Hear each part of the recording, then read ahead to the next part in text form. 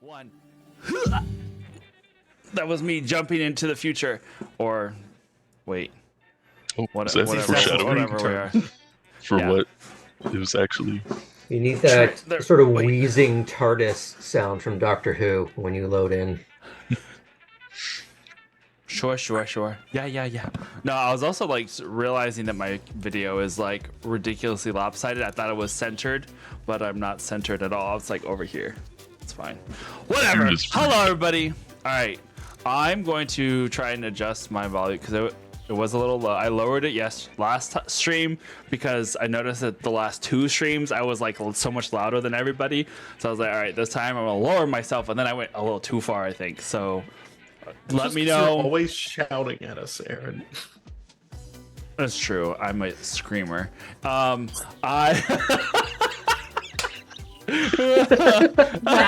That was the wave of reactions that went across the screen just then was pretty amazing. Waiting for Elby's head to just bash through the wall in your frame. Like, say, what now? See, I can only say that right now because I know that nobody is. Well, never mind. I'm not gonna tempt fate. Okay, so You want to finish that though? nope. What's that? Kenny's We hold up our clipping that? recorders. No. Kenny, No. clip it. We're all here Nope. for you. He's not here right now, so Oh, Do you he want is. to He finish was like that the first thought, or do you want comment to finish that in chat. thought? See, that's the trap, Fraggle Aaron. Rock. is you- Anyway. Exactly what you were saying. You think that someone's not here yet. Not yet. Yeah, It's fine. Okay, so it's the 12th. All right, cool. We are on track. Today, the 12th of September. That means that it is 12 days into September, and yeehaw. I don't know. That is what Day that of means. September. That is Hour. accurate. Time is trucking along towards the end of the year, and that's wild. I don't know where I was going with that. It's fine. We are on time for time. Basically. No, I'm just looking at the date because there are certain things that I'm allowed to say after certain days, and I am not allowed to say things yet. So you'll just have to. What is? Never mind. What? Nothing. Yeah, Didn't see anything. It's fine. I have a feeling that today's going to be unhinged, but that's okay. It's fine. We're Gonna all. be. It already what are is. the chances? I mean, we're What so are When have we we're so ever been hinged. hinged? So We're not, hinged already. there's There are base, no there's doors cringed, and there's between hinged. destination We are versus- very hinged. No, what doors? What door hinges are we talking about? What were doors? They had We hinges. have have doors. been in an extreme deficit of that's- hinges this entire time. Yeah, that's fair. I was going to, and I forgot that I was going to do this until just now. This universe is much like our own, but the hinge has not been invented Yeah, yet. hingeflation is really bad right now. I'm going to look We're up back Greek in time and clothing kill Pythagoras. terms so that I know what I'm talking about. Shirt. Ancient You don't want clothing. to How keep about calling ancient it clothing? the Greek kilt. No, because that's just as bad as saying ungay chicken or straight chicken. So you know what? I believe the I'm official done term, making excuse up- me, is non-gay chicken. Non-gay chicken. Non-gay chicken. Yes, that's right. I Go cannot check believe- out Rescuers for that little nugget. I All cannot my believe- chicken is I'm so- non-GMO. I know that this is the history season, but I'm so glad I was there for that real piece of history. What? Okay. What is happening? But is the tonight? That's chicken fine. double prone? That is the question. No, none of this has any. Okay, well, we're just moving on because I looked it up on Pinterest and that definitely did not provide me with the information. It came up with What came first, the chicken or the non-gay chicken? apparently dirty Neanderthals. I don't know why that was an image that popped up. I was like, ah. Anyway, we're ready to go. I guess we're just gonna jump in because the more that I have to talk out loud, the more things are gonna get weird. So, you know Although what? I will say, anyone who wants to talk to me in Twitch, I can't see you right now. Oh, yes, this I'm is on true. very limited bandwidth, so We'll sorry. we'll send you messages. I'll serve as your Oh. secretary tonight. The other thing is that, if I understand from our discussion earlier, is that we may not be on next week. We may be taking it off. Yeah. We'll see. We'll find out more this week. That being said, let's jump into tonight's episode of Age of Myth, Act 1. Age of Myth. Wee.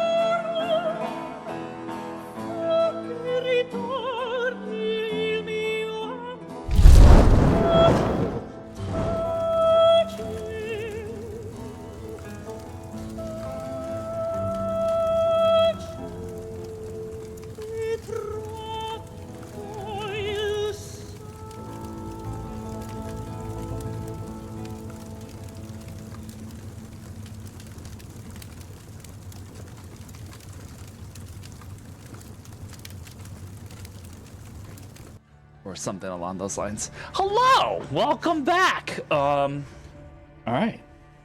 Thank you for hanging out with us. Thank you, charismatic Chulton. I'm glad that you enjoyed that little nugget of stuff. Okay, let's do this. Let me get the right theme here. Yes. Actually, this one's better. Okay.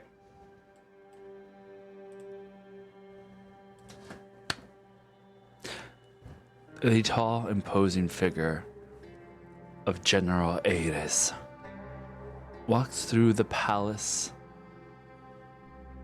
of Ilum. Arriving back in his room, he shuts and bars the door twice. Setting his helmet down on the side on a small table, he goes over to a chest, tucked into a corner, covered in a fur rug, removes the rug, lifts up the chest lid, and pulls out what looks like a large quartz crystal, almost about a foot long. He places it on top of the table as it heavily thunks, finding itself on its imperfect sides.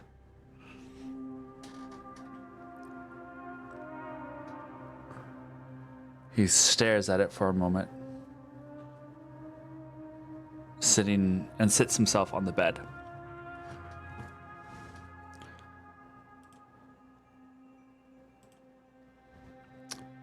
He takes a moment to himself as he thinks, takes a deep breath, and closes his eyes.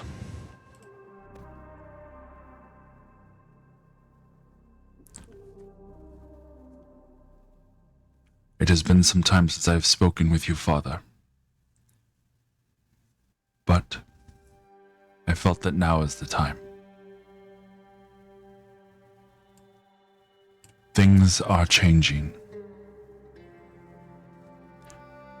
Phobos is returning. I know that you have made a vow, as have I. But it has not stopped the blood from returning. I recently met hopefuls. There are 5, but I feel that there is more, and that they are rising to the occasion, whether they realize it or not.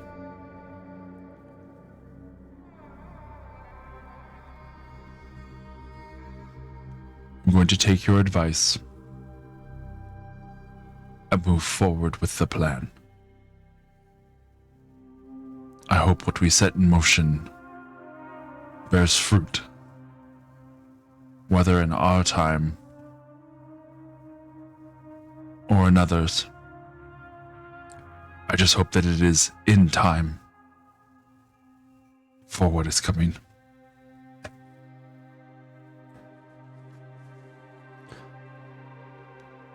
He licks his lips and looks distressed. The large quartz crystal glows for a moment on the inside and then dims to nothing. He takes the crystal, places it back into the chest, closes the lid, puts the rug over it, and begins to get himself ready for sleep.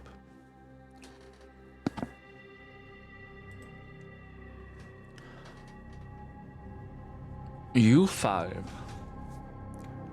are spending the evening resting, I would assume. And won't be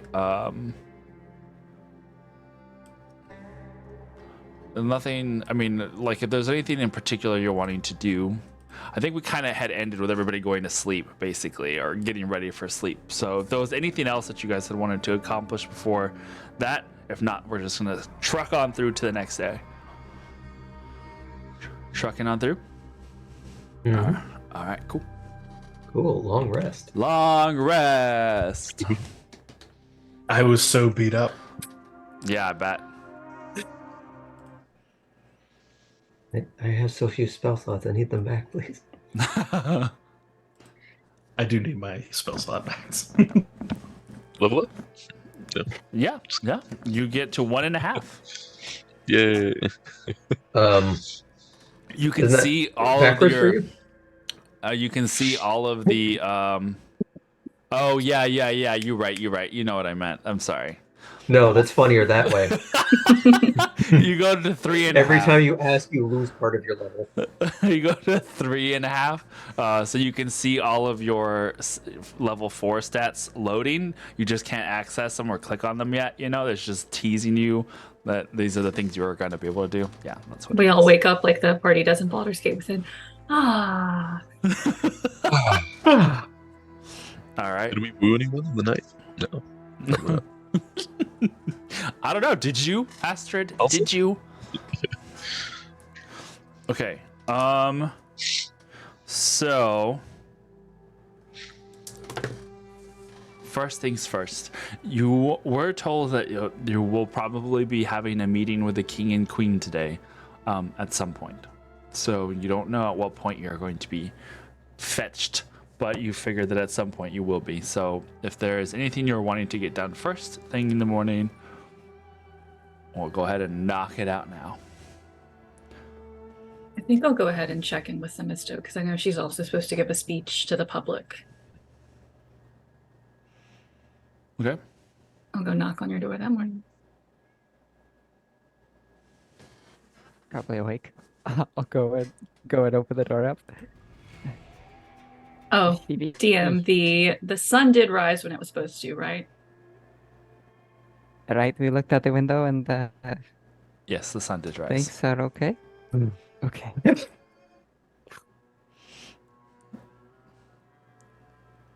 Good morning, Themisto. The sun rose just like I told you it would.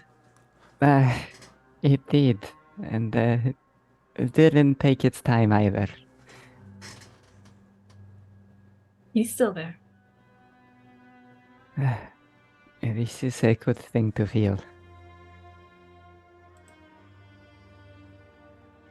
So, either way, it seems like things are changing for us.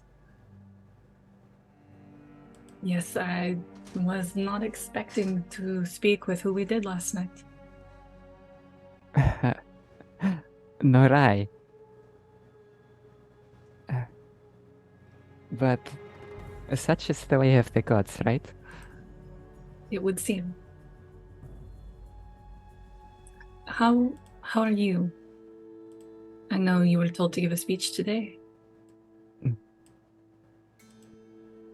I have some notes, kind of motions to a wax tablet there in the room.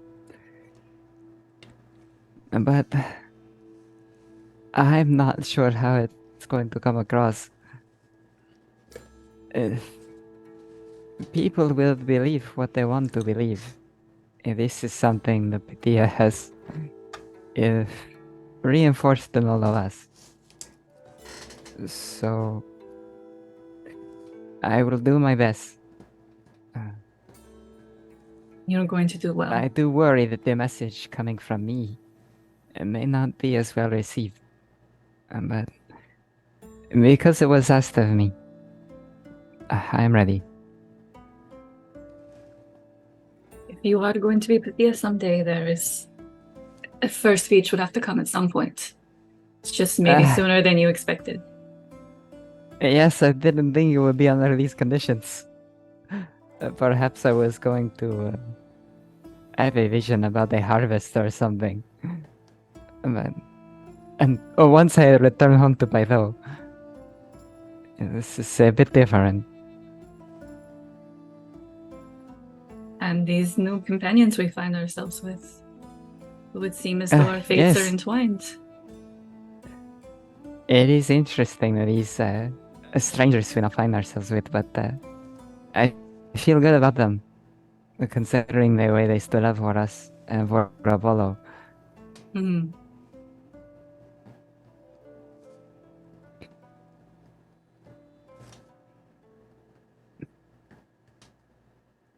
What about you, Phoebe? How are you feeling? Don't know.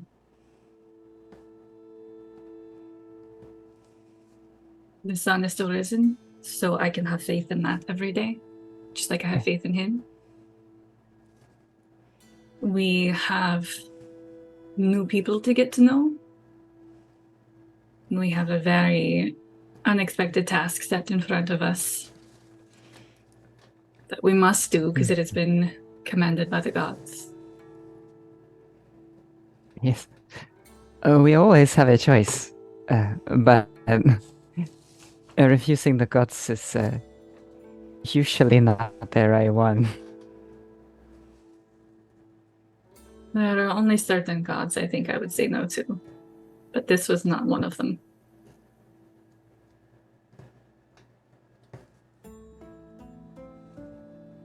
Does it worry you at all that this message came to us from the god of war? A little bit. But it did not seem an act of war that he is asking us to do. Not for now. And to hear him speak of Apollo as brother, I know they are brothers, but to hear it spoken like that was comforting. Yes. One of the things that helps many people is to remember that the gods are like us in many ways. Especially when it is hard to understand precisely why things are not going the way that you thought. You see, they encounter the same troubles that we do, just on a cosmic type of scale. Feels like we are facing our own smaller version of that. Mm. Or perhaps the very same version that they are facing right now. I guess we'll find out. If that is the case, then I hope we are up to the task. If that is the case, I'm glad we have more allies. Mm. Speaking of, I thought maybe I would go and try to fetch them before everything gets started. If you need someone to travel with, I would go with you. Please.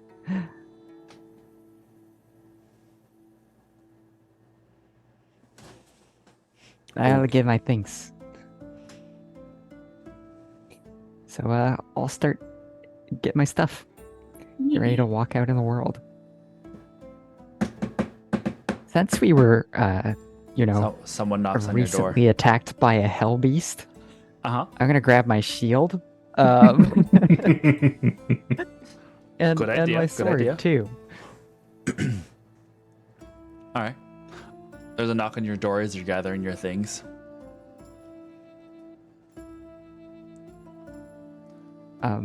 Okay. I will go to the door. It opens a little bit, and you see Odessa's face like peeking in through a little bit that she can see like only half. Are you awake yet? I am awake. Come on in. Good morning, Odessa. She opens the door like there's a little bit of hearing the secondary voice kind of startles her for a second. She's just like, oh. That was Phoebe speaking. It was not my snakes. Wait, do your snakes can talk? Only sometimes, late at night. She's like, that must get very, very distracting with so many small voices by your ear. They're good conversationalists.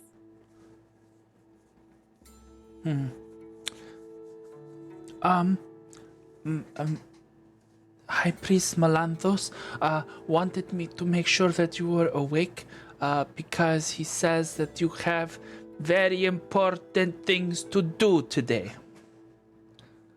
I do indeed, Odessa. Thank you for coming to make sure that I was ready. Of course. Do you need anything from me before I start on my chores? Please say yes.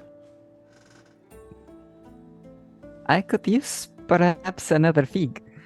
Yes, of course, Pythia, I shall get you a fig, the best one. It might take me a little bit to find one, of course, but I will do my very best to bring nothing but the best for our guest here in the Temple of Apollo.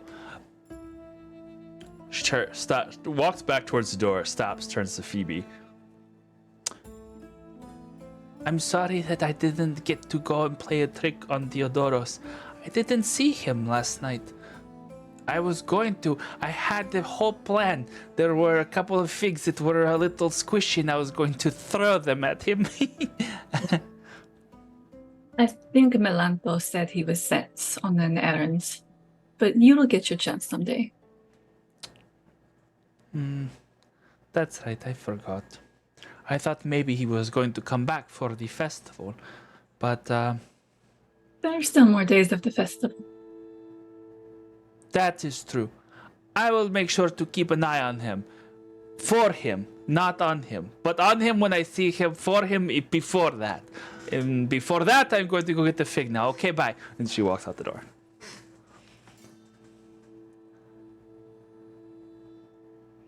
It is a hard thing to know when is the right time to give a harsh truth to a child. Not now, I think.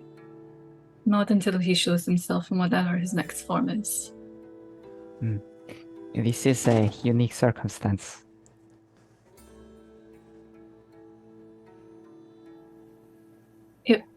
I did not always know that Theodoros was Apollo, so I don't know if she knows that it's him. So for her, it would be the death of a friend.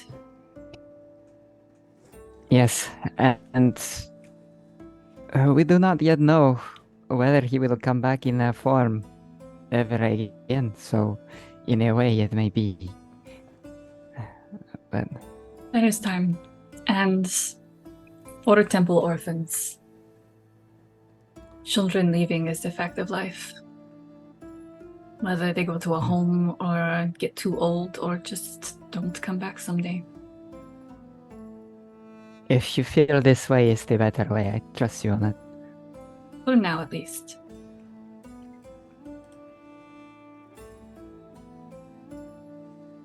Well, now that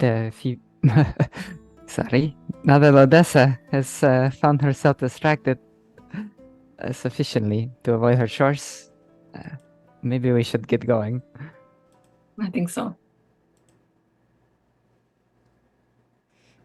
All right. You guys gather your things together, open the door to your room, and head out into the Temple of Apollo. As you walk through the hall, passing the large marble and gold statue of Apollo in the main temple entrance, there's a brief moment where you both kind of pause and look up at the giant, imposing figure. You can see several of the other priests are currently hanging incense, little braziers, and the sweet-smelling smoke is filling the air. That, what is it, sandalwood kind of thing? It's just kind of very woodsy, pinesy kind of scent to it. And then you guys head out into the city of Ilum. I'm definitely pulling my shawl up over my head and kind of around. It was dark, so I don't know if they would know us on sight as the heroes, but I don't want to take a chance. Okay. Anything, Themisto, what are you doing? I suppose, seeing what Phoebe is doing, that I will do the same. What? And I cover the snakes for now. Okay.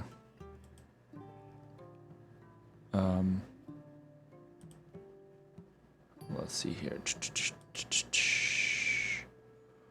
Next, then, we will go over to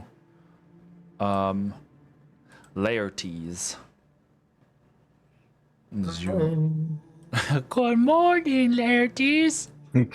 He would have gotten up very early and made his way to the campus and to his office to organize some notes, syllabi, and such for whoever he can get to take over for his curriculums, of which there are multiple, because that's what he does. Put a few of his research projects in a holding pattern that can be either returned to at his leisure or organized in such a way that the person who shares his office can make use of in a more cohesive manner than the ramshackle mess of notes and scribbles and chalkboards that he had left off. So he's in this flurry of activity where he's both like writing things down or rearranging with his bare hands and using not quite mage hands, sort of just be moving things around. Just he's just rearranging everything in his space, and there would have been, I imagine, some porter or some ancient equivalent of that he could have sent to go find Tali, whether or not she would be coming to the office herself or needs to be found, and would have sent another one to find Pelanos, of all people. Okay. Well, I will say that probably within a few minutes of you having sent one, or both, I guess you could say, of sending both, you hear the door creak open. And Tali walks in, cradling her head. Oh. Oh! It's good to see that you didn't blow up the office, or the campus, or the city this time. I know you've The never day is destroyed the city. very early. Oh. Well, you're switching things up on me. Ah, yeah, that is a perfect segue. Please come in. I have news. She goes over to a small divan that she has in her corner and just like basically flops down onto the back, staring up at the ceiling. I may have drank a little too much wine last night. Oh, the stars above are also rolling around in my head at the moment. When she says that, I briefly look up at the ceiling, thinking of when Astra and I had set off that horrific epileptic episode of the star burritum above, and just, Oh yeah. oh, good, it's off. Okay. Uh, What? so, It was those strangers last night, wasn't it? You took Okay. both of them?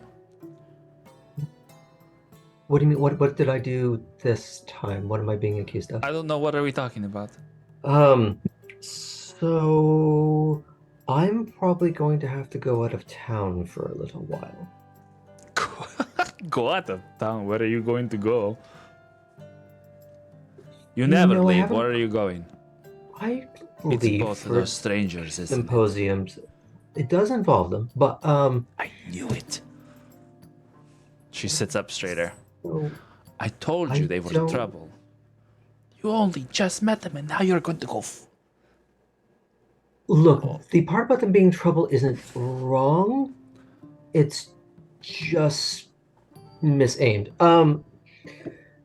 Oh, Things got a bit chaotic at the dedication ceremony. at the ceremony? Wait. It's a party of a whole city is drunk at the same time for multiple days in a row, and you're surprised anything happens at the dedication. Look, that's not the point. I feel like we are on very different terms of where this story is going. You're The going to go point run is- off with these strangers. So I may have a research opportunity that I could bring some things back. Oh. I think I'm starting to follow the tracks that you're putting down. Yes. I can't go into it too much yet, but that's not really the thing I want to focus on. Look, you're the only person I know that understands the math as well as I do, and the principles behind everything. I need you to cover as many of my classes as you can handle. Okay. For how long are you going to go? We've always traded in honesty, yes? I believe so.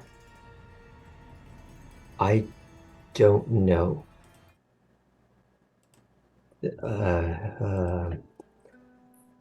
There is a good chance I may not come back.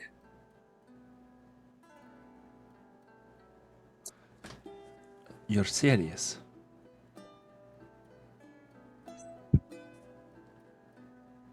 I wouldn't go if it wasn't important. I would hope not. Look at everything we are about to accomplish here.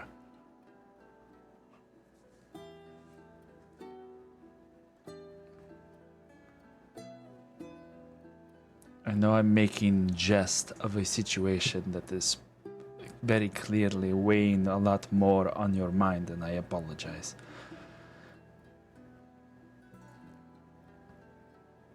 It's. I'm scared. Okay. Of everything that we have nearly done, she gestures to all of the objects around the room.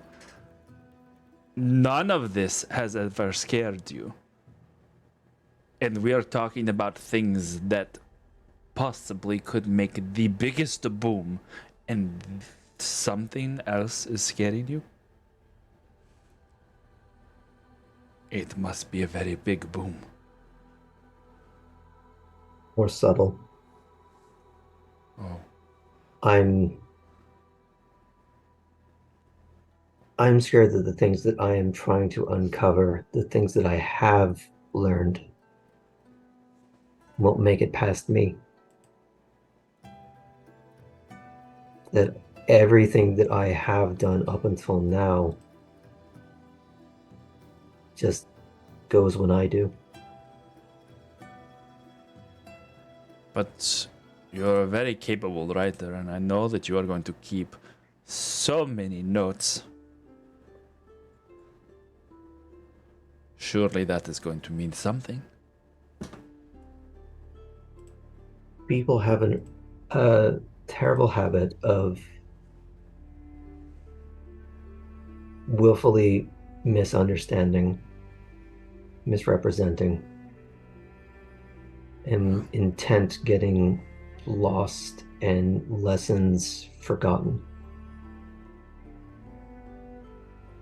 That's why I need you to take over for me. Because I know you have the same passion and zeal for this as I do. There is no one else.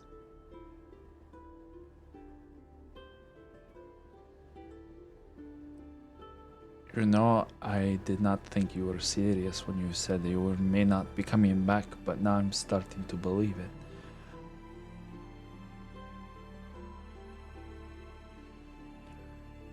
Does this have anything to do with all of... She looks again at all of the old stuff, relics from the old kingdom, many a mystery sitting on shelf and tabletop. Any flat surface is covered with some trinket, some oddity, or some paper involving any of those previous oddities and or trinkets.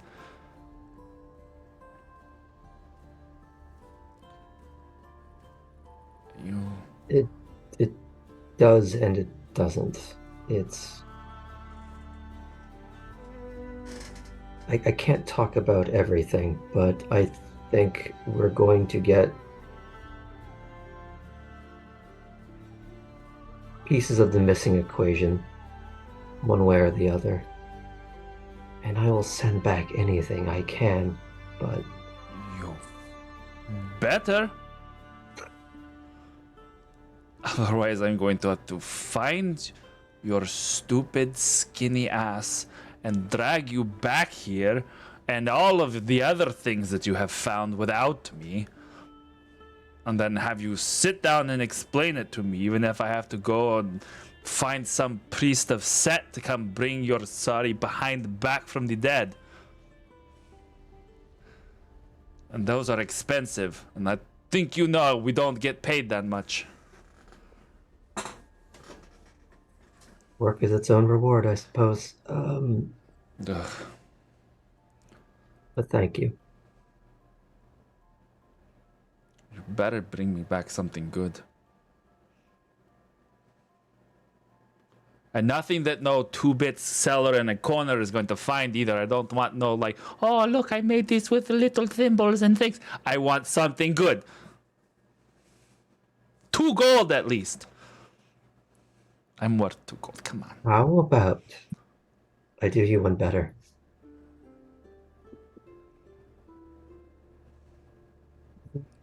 Never expressed that much interest. And he kind of just floats this to his palm. In how I made this. I can give you the start of the math. You see her ears pick up and her tail starts to twitch behind her very curiously. You know, cats are like, oh. Like the almost like the flattening ears those when they go, ooh, I'm Yeah. gonna pounce on that kind of thing. It won't be exactly like mine because they're all different. Mine's going to But be you're going to better. be putting better for you. Exactly. Oh, there you go. It's already in your desk. You see her go. She like immediately gets up and goes over to the desk and starts like rummaging through papers and then just like, oh, laertes you shouldn't have. I do. Oh, I can take them back. No! Don't you dare. She's like, puts them into her tunic. Don't you dare. And you wouldn't dare go in. No, they are mine. Oh. Close to my heart. I'm just going to leave that one alone. I'm going to miss you. I'm not going to die. You're the one who's going to die. I will be missing you, I think is what you mean to say. Tali, you are going to miss me. But you won't have to because I'm coming back. Right? That's Right? fine. Thank you. I may or may not turn your desk into lead, was it, while you were gone? Just to see if I can, which I know I can. It's just a very big desk. But If you find how to activate object alpha beta 3, you might want to keep the lead desk option available. That one I think actually could explode. wait, what? No, hey, so I should get going. Malaka. All right, I'm going to go and get started on my beautiful new prize. And I'm not talking about myself, I'm talking about my papers, clearly.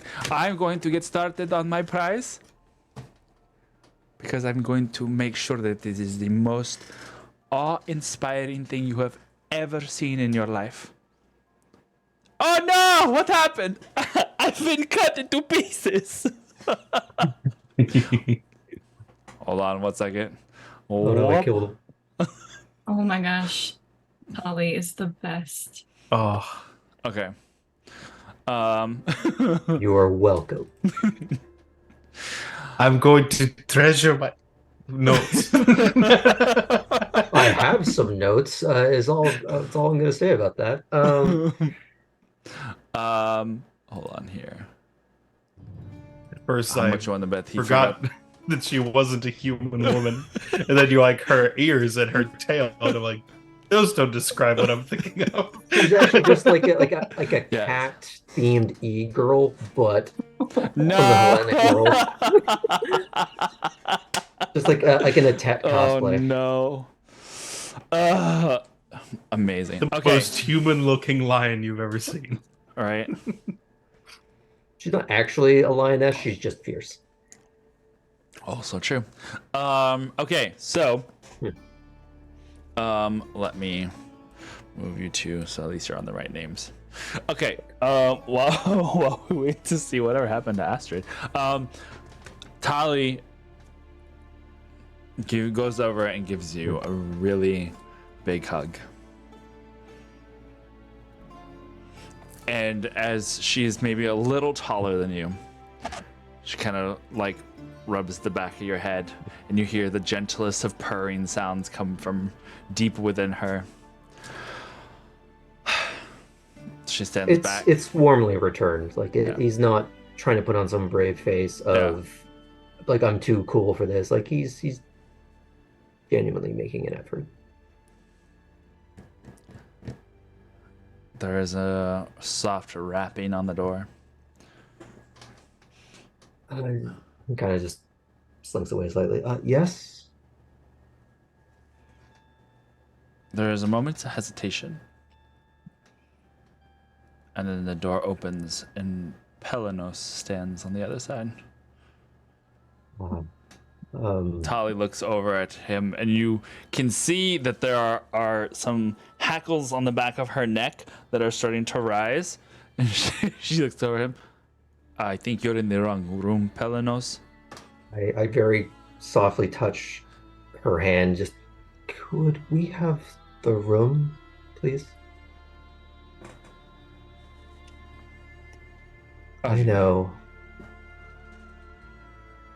Oh God, he really is going to die. Okay, you.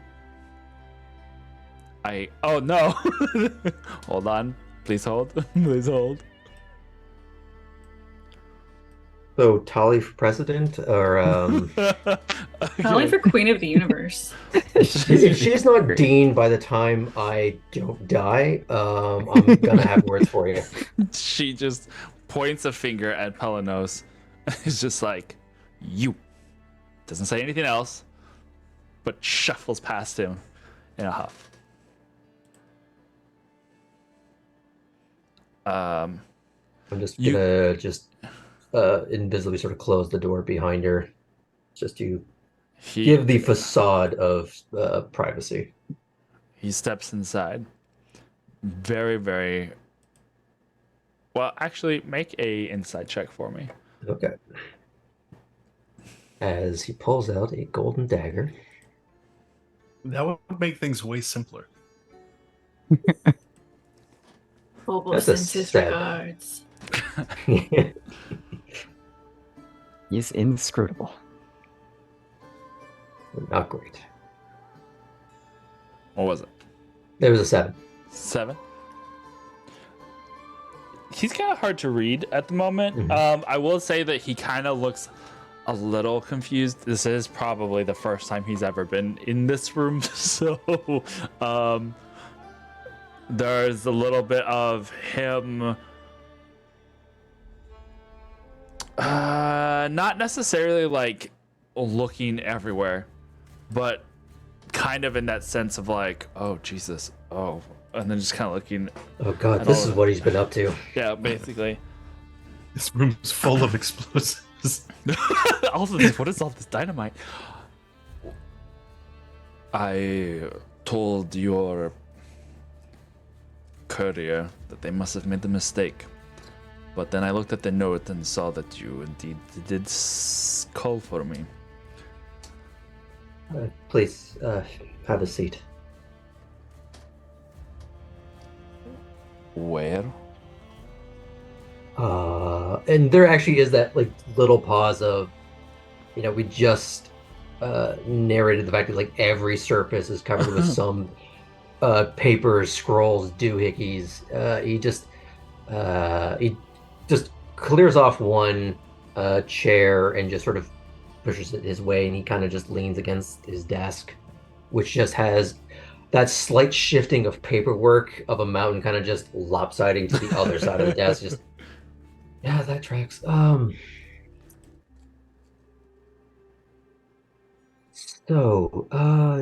Delicate matter to discuss, but I think it's one that you're uniquely suited to. But first, you and I need to get on the same page about something. I don't know if you remember the first time, well, I wouldn't say met, but the first time I saw you. It was my first day here, and I was a student. You were giving some lecture about the nature of rational versus rationalization. And I was dumbstruck. I was inspired. He raises his eyebrow. But the more time that I spent here, when I finally became a teacher myself, I noticed a shift of a man that advocated for reason and logic and facts, using his fear to rationalize irrational action. I need you to be the man that originally inspired me.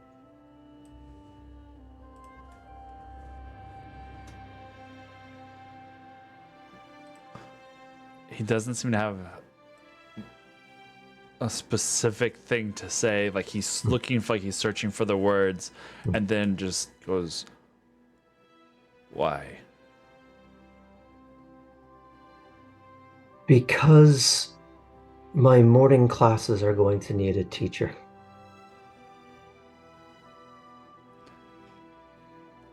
I know I made just yesterday about you being broken by your own tinkerings, but it was not serious, was it?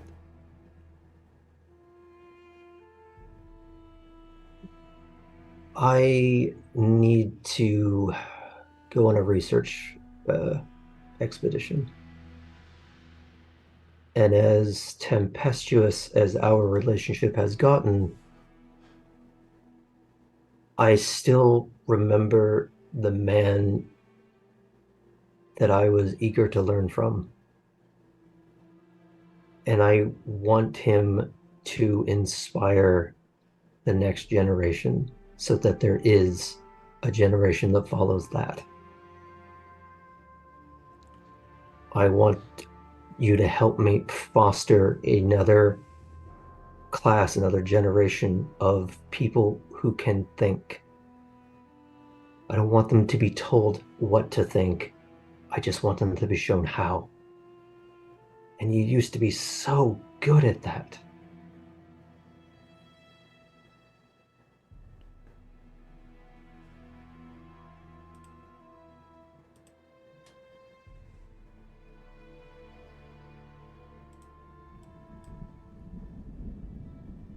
He seems to just think for a minute. While he takes a moment, I'm going to go and pour us each a glass of water, or probably wine that Tali has left inadvertently the previous night. Because it feels like that kind of conversation. You hear a little bit of a roll of thunder.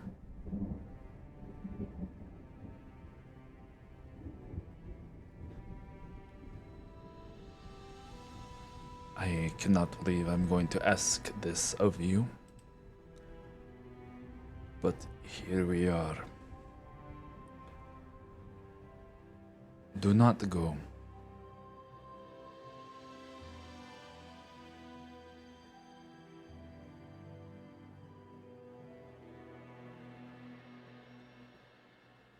And you can say what you will after this, but I will at least be the one voice of reason who will not enable another person to go searching for something that will lead them down the path that they do not understand what they seek. A lack of understanding is the only reason to seek understanding.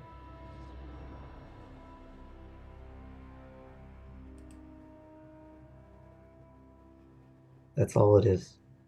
It's not about power. It's not about meddling with the forces of the universe. It's about not being a burden on the gods. It's about learning to be self-sufficient. If all we do is rely on them, if all we do is ask them for every petty little thing that we could be solving ourselves, they're never going to have the time, energy, and power to devote to the things that only they can change. We can't be their burden. We can't be a burden to ourselves. We have to be more. We have to be more.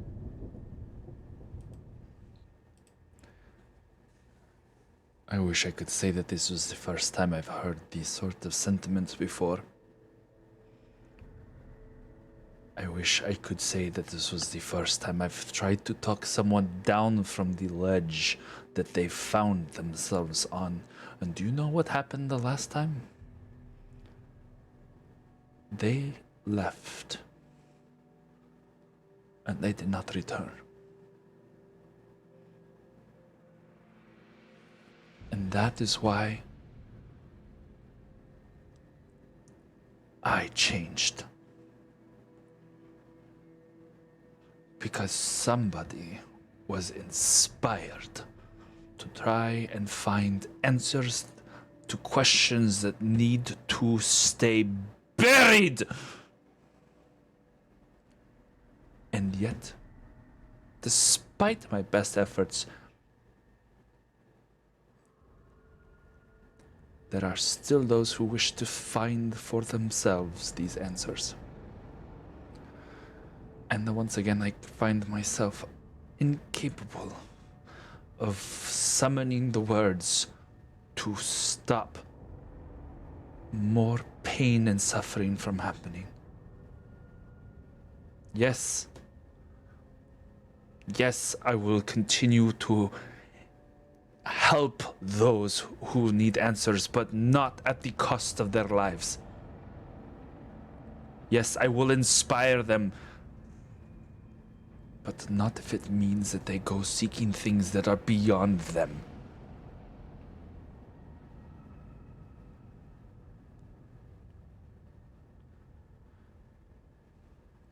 I don't need you to inspire would-be adventurers. I need you to foster the minds of the next crop of politicians and statesmen. We need the people who are going to be in those positions of power to think. That's it. Not about the big mysteries.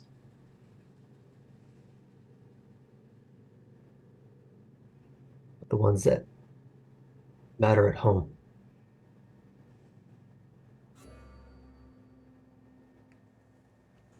He gets up. And you can see a roiling storm beneath his eyes. There is something of turmoil. There's part of him that wants to say more. But you also need to make an insight check for me.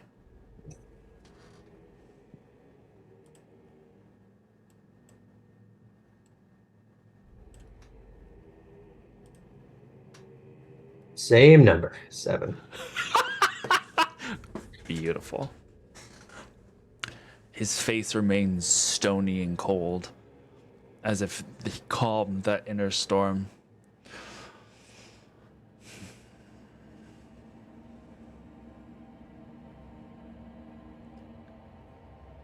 When do you leave?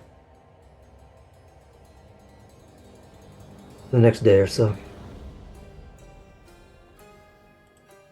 I still have arrangements to make.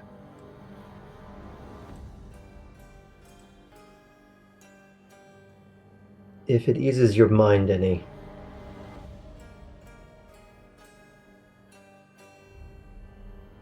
I'm already dying.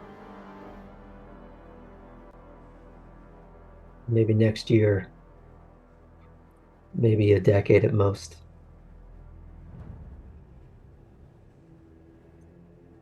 I'm going to die young, whether I go or I stay. and I need to make the best of the time that I have so that whoever comes after me doesn't have to suffer the same way.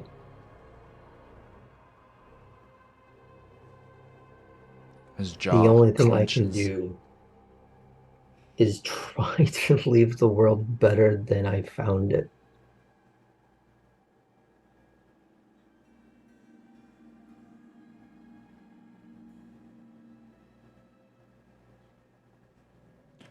He turns towards the door, doesn't say anything, looks over his shoulder a little bit. Send what you need to my office. Your students are in good hands. Pray to the gods that so are you. And he walks out the door.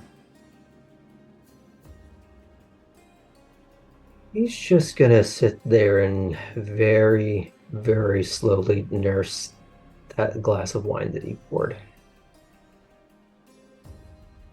And kind of just lean back, stare at the ceiling, and reimagine the starscape that was projected there the night before, amongst the rumbling of the storm. All right. Ooh. So, let's see here.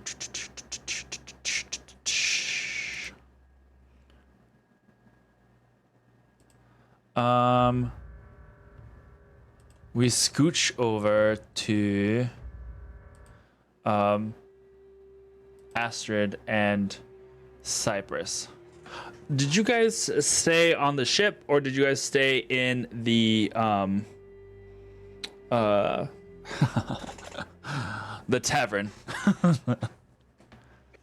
Would've- Cypress stayed on the ship, I believe. Yeah.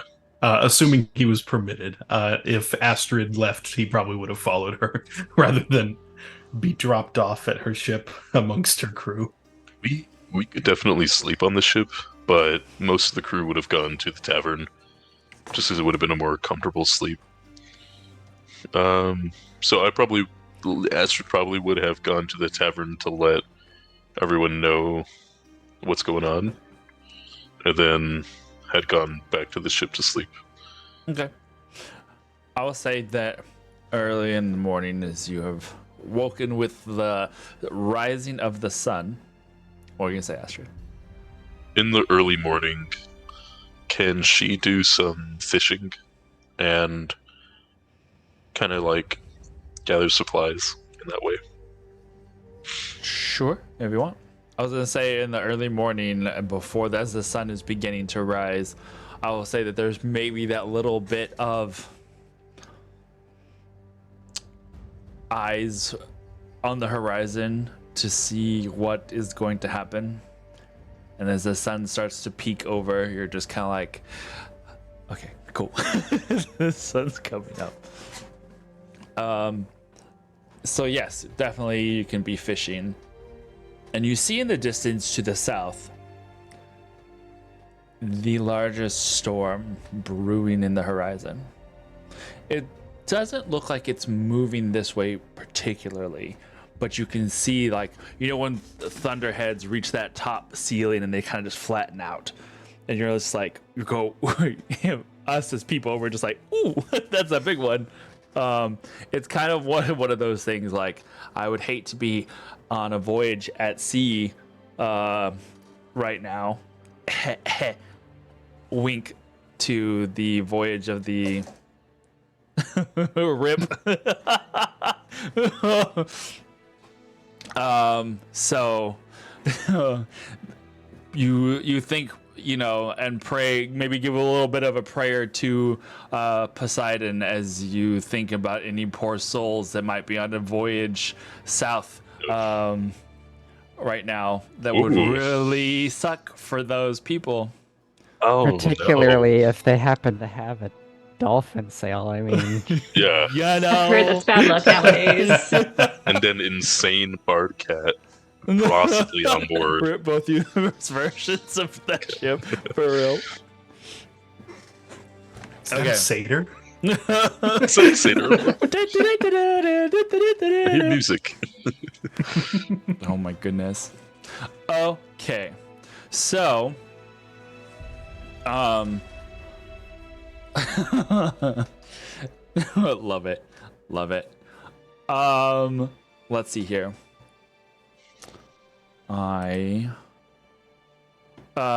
Cypress. As you awaken on the ship, kind of like not your first time waking up on the ship, but it's kind of one of those things like, oh, here we are again, different ship, but still a ship. But you awaken to the gentle like movements of the boat on the water. You look up and you can see some of the seabirds kind of like circling around and around. Cypress gets up, and anyone that would be in his vicinity, probably Astrid on some other side of the boat fishing, would see that there's at least a 30-minute period of him doing nothing but rigorous morning exercises. Lots of that. lots of stretches and a few more like quick practiced warrior motions. He will draw a blade at some point and go through a clear routine, and when he seems to finish that up, he will actually take out all of his different suits of armor and weapons and go through his bag and start to rigorously clean them up.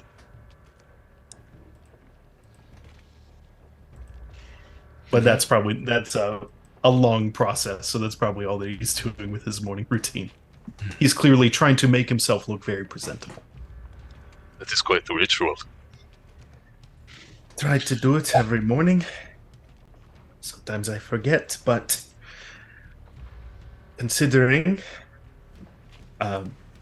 employers is not really proper term, but those whom we are supposed to be representing ought to look as presentable as possible. We're proud, and like a young lion, you will I shine. suppose. You will shine Thank for you. those that you're trying to impress. Last night was glorious. Oh, thank you. Likewise, but I'm afraid I was too distracted to fully notice your side of the battle. It's okay. It was very bloody. You wouldn't want to have seen that. There was not much blood with the monster. I only got a glimpse of that dark shadow, but I heard when you slain it, the cry that came out. There were... was it smoke that it turned into? Something. I've not fought creatures like that. I have been trained to do so. In theory, most creatures, most beings, I'm at least capable of opposing, but that type of thing is more of a hope that you don't come across this type of thing. Honestly, other than training and preparation, I don't have much quote-unquote experience, but it's good to know that it paid off when it came down to it. Really? Cypress will look out at the horizon. To try Well, your hand at spearfishing. absolutely. I'll give him my spear with a rope tied to the end of it. Okay. Yeah. Any recommendations, or are we trying to get lunch, or is this for sport? I'm going to Or solve breakfast. this. Well, some of this will be breakfast, but I want to solve some of this later for supplies if we're going to be out on the sea. Then this will be needed. Yeah. Looks like we won't need a bath. I recommend the water gives an illusion that the fish is closer than it really is. Want to aim a little higher than the fish appears to be. Give it a Eventually shot, you'll then. get it down. Do I hold on to this rope or? Let the rope go. I'll take that part. Okay. And Cypress will try some spearfishing. Okay. Themisto and Phoebe, where are you gonna head first?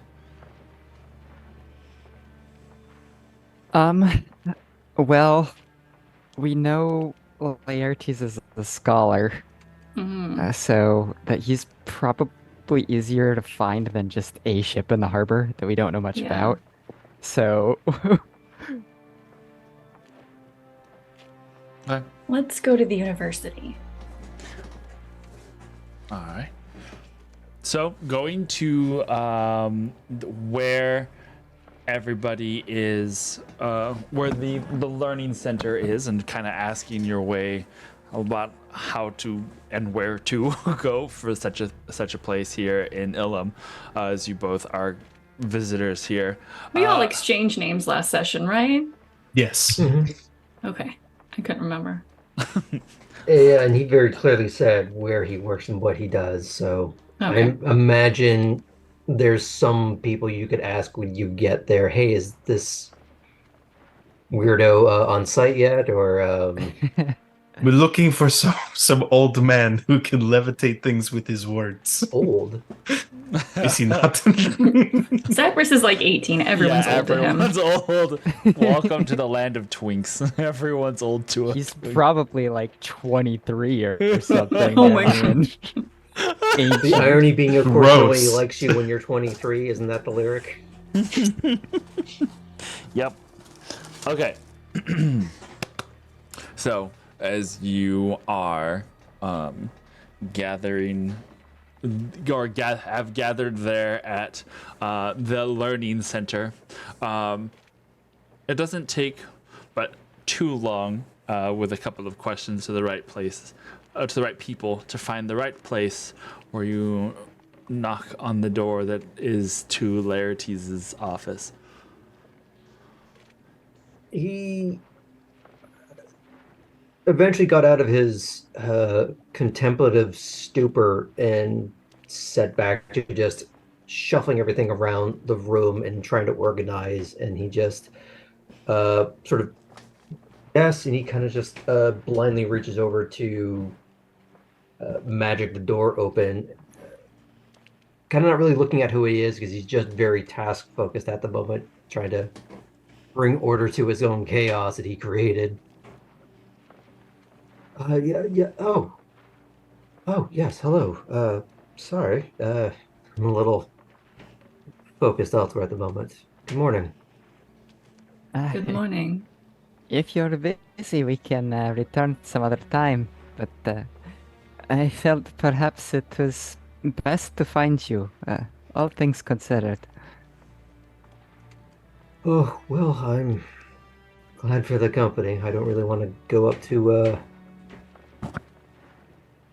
the center of power by myself, so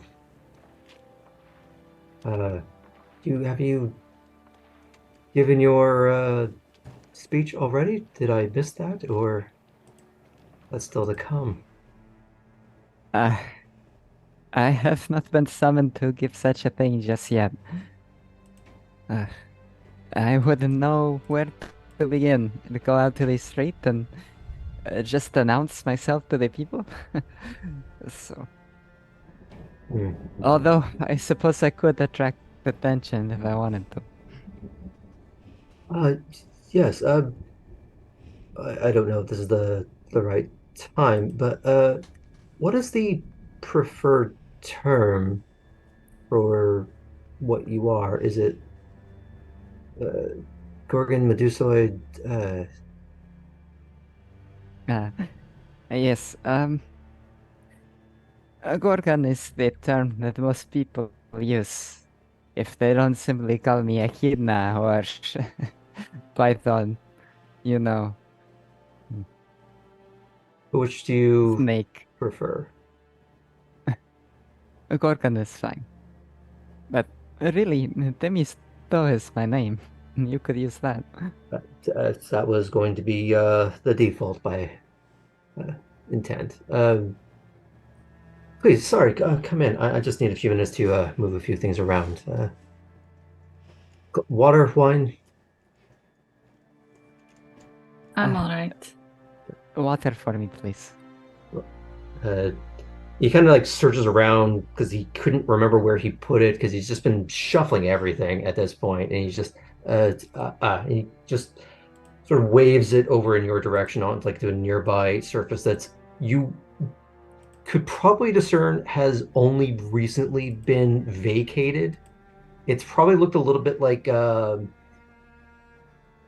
the apartment in Black Books, where when he goes to lift the tea off the table comes with it, sort of thing. I don't know if that's too niche, but I can visualize it, but I'm not Yeah. seeing it. I'll put the GIF in chat later. But yeah, and the last thing he's really doing at this point, he's just writing like a few things down on like when people use like the brown wrapping paper on say like not manifesto, what's the word I'm looking for? Manuscript. And like with the twine and Constitution. everything. No. Well, it is daily.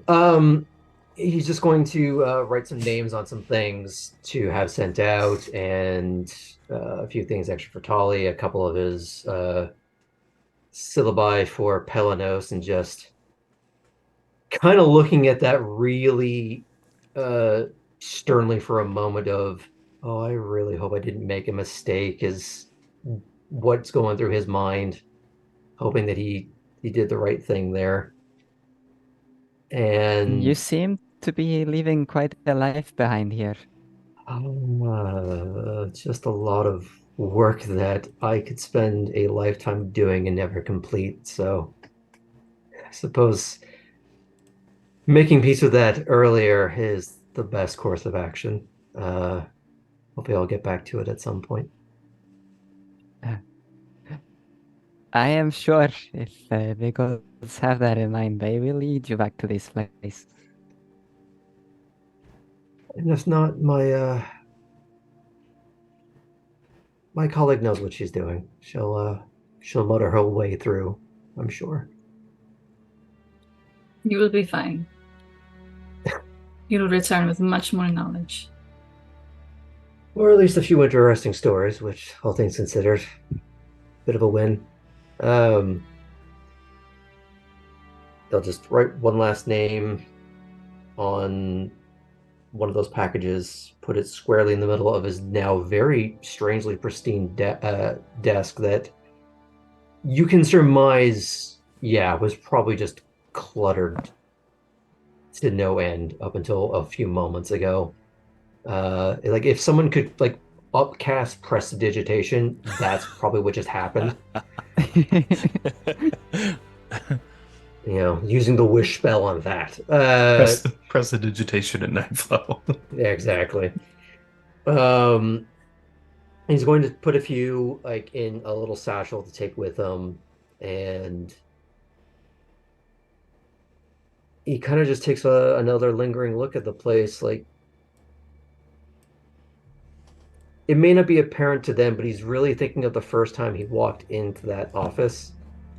The cleanest it's probably ever been in the history of ever, until he moved in, and just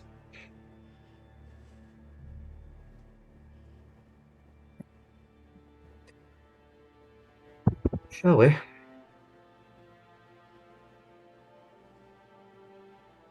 Let's go find the others. Quick question out of character. Did Astrid ever say the name of the ship?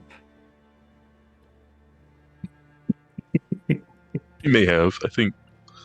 I want to say when we were heading back. I know. I feel She like might have said that there was the hawk on it. I remember mentioning that. Okay. I think you said Describe Seahawk, it. yeah. Yeah. You didn't describe it in any way, or Um, just that the sails had a Seahawk on them. I think that was it. I suppose. Well, I could use the walk, so might as well just sort of wander the docks a little bit. It's just a super busy day at the docks because no one's out to sea from the storm. as you guys are walking through the city, I will say that you do see that there is a storm brewing on the horizon. Whether it's moving this direction or just getting larger in mass is you can't really tell. But you do see that it is getting more, fills up more and more the horizon, though it doesn't seem to be going northwards. It just seems to be brewing. Well, it's the mist, so what do you make of that? Does the Pythia see an angry god or a god rallying against a new enemy? Mm. Well, this I do not know. I was going to make a joke that I would hope that the gods of the winds do not take us that direction today. Um,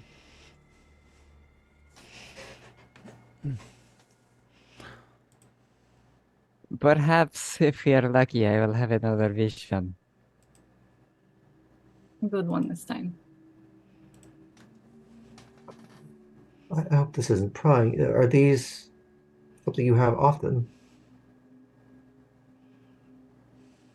Yesterday, before Phoebe and I attended the ceremony to dedicate this festival to Apollo and everything happened, that was the first time for me. You see,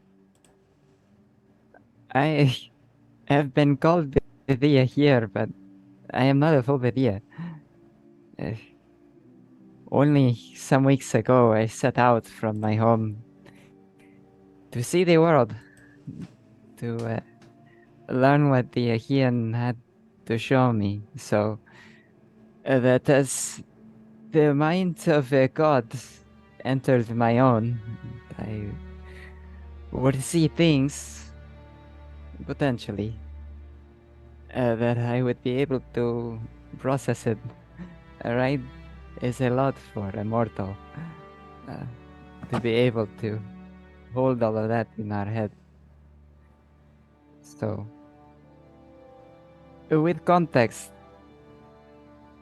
the interpretation should be easier. Now,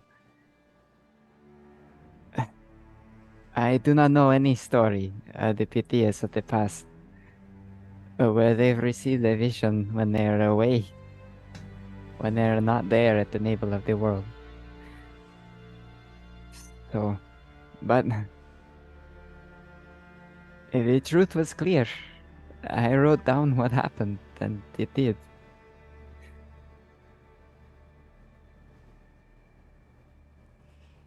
Well, regardless of whether it's ever happened before in the past, history is always being written every day. This is an astute thing to say. It is true. Much like you and I are now setting out on a journey that is very new to us both. A new chapter in our epic poem.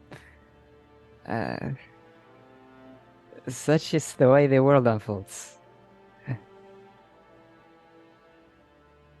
Well, let's go try to make it a good one, shall we? I think we should. She kind of looks and smiles at Phoebe. Okay. Wonder how well we've been doing it at spearfishing. Make survival checks for me, both of you, with advantage, because you're helping each other. Well, I'm a ranger, and so I will get double of the food supplies that a normal person would get in this situation, Nice. according Wow. to my Ranger abilities. Yeah. 17. Or the double zero, but 17. All right.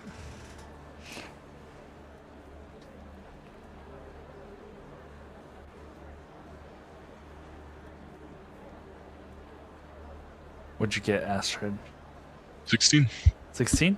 Nice. All right. Well, I mean, it wasn't, like I said, a hard DC because, you know, you both are kind of you're Astrid, you're helping the Cypress, and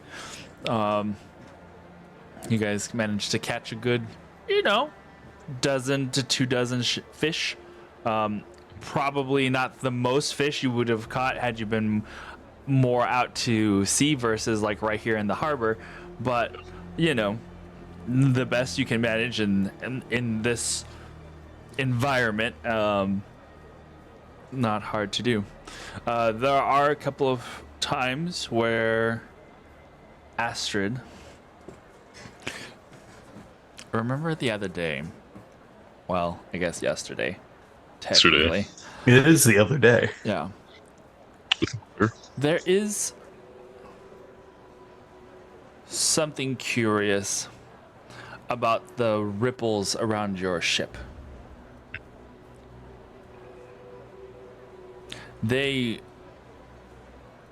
Ship kind of rocks a little bit in the chop of the harbor. It's not like the storm is making the waves get too crazy, but you can tell that the winds are starting to pick up a little bit, and it does rock a little bit back and forth. There are 2 separate ripples that are coming out from your ship instead of one that would normally kind of cover where the surface of the water the ship makes of the water would make one ripple outwards. There's almost like 2, and it's very strange, and it's one of the things that you may notice.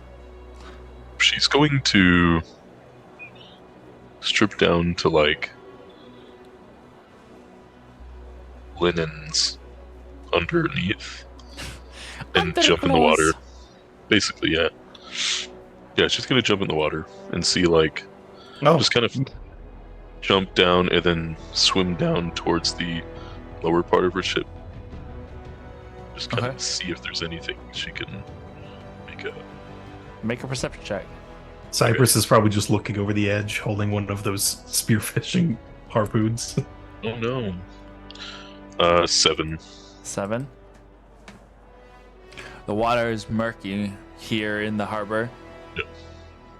They don't see anything moving. A couple of the fish that had been floating around and evading you so far swim off into the distance. Good. But you don't see anything large enough to where it was like could be causing that. Yeah. There is something strange happening in the water. I saw it yesterday when you were approaching. Like how? Like a shark or something? No. Astrid gets immediately gobbled up by a great white. Oh, No, not really. that was quick. I guess that was the surprise round. I was very surprised. An anomaly with the water. Maybe I've seen this kind of thing with Tritons and some of the primordial born, but I can't see anything. I don't know what it is. She'll climb back up. You climb back up, Deals? and you climb back up, and as Cypress is asking about primordials, you look down over the edges of the ship like as if to try and point it out, whatever it is that you had seen, but it's not happening anymore. The ripples have returned to just the normal ripples from the boat on the water. You hear the creaking of wood behind you on the dock. And right now there's because of maybe the storm. There's not a lot of people that are around the dock, as everyone's kind of just gone back into the city. So hearing someone approach, you kind of automatically look up and you see Themisto, Phoebe, and Laertes approaching on the dock. Welcome. Hello. As you see Astrid there, like freshly and like Baywatch just got out of the side of the ship and just like dripping. The whole like.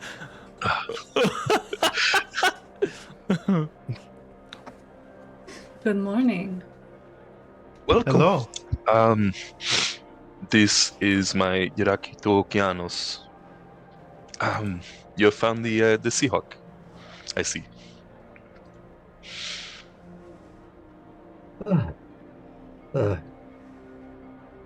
I kind of just tap on the side of the hull, just as a.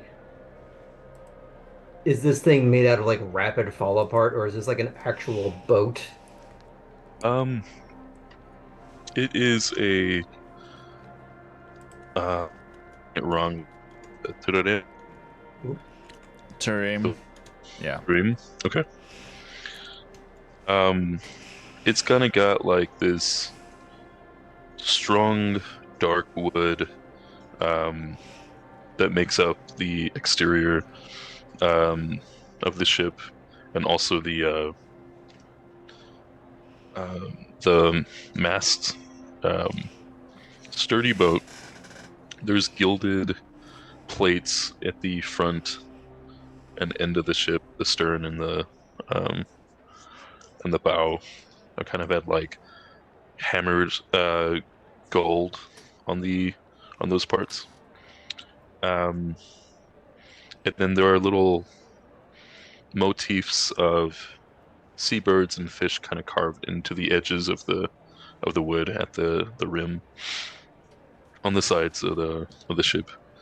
And then woven baskets with like decorative woven baskets on the sides as well, white and purples that kind of display out to the edges. The sails are like a normal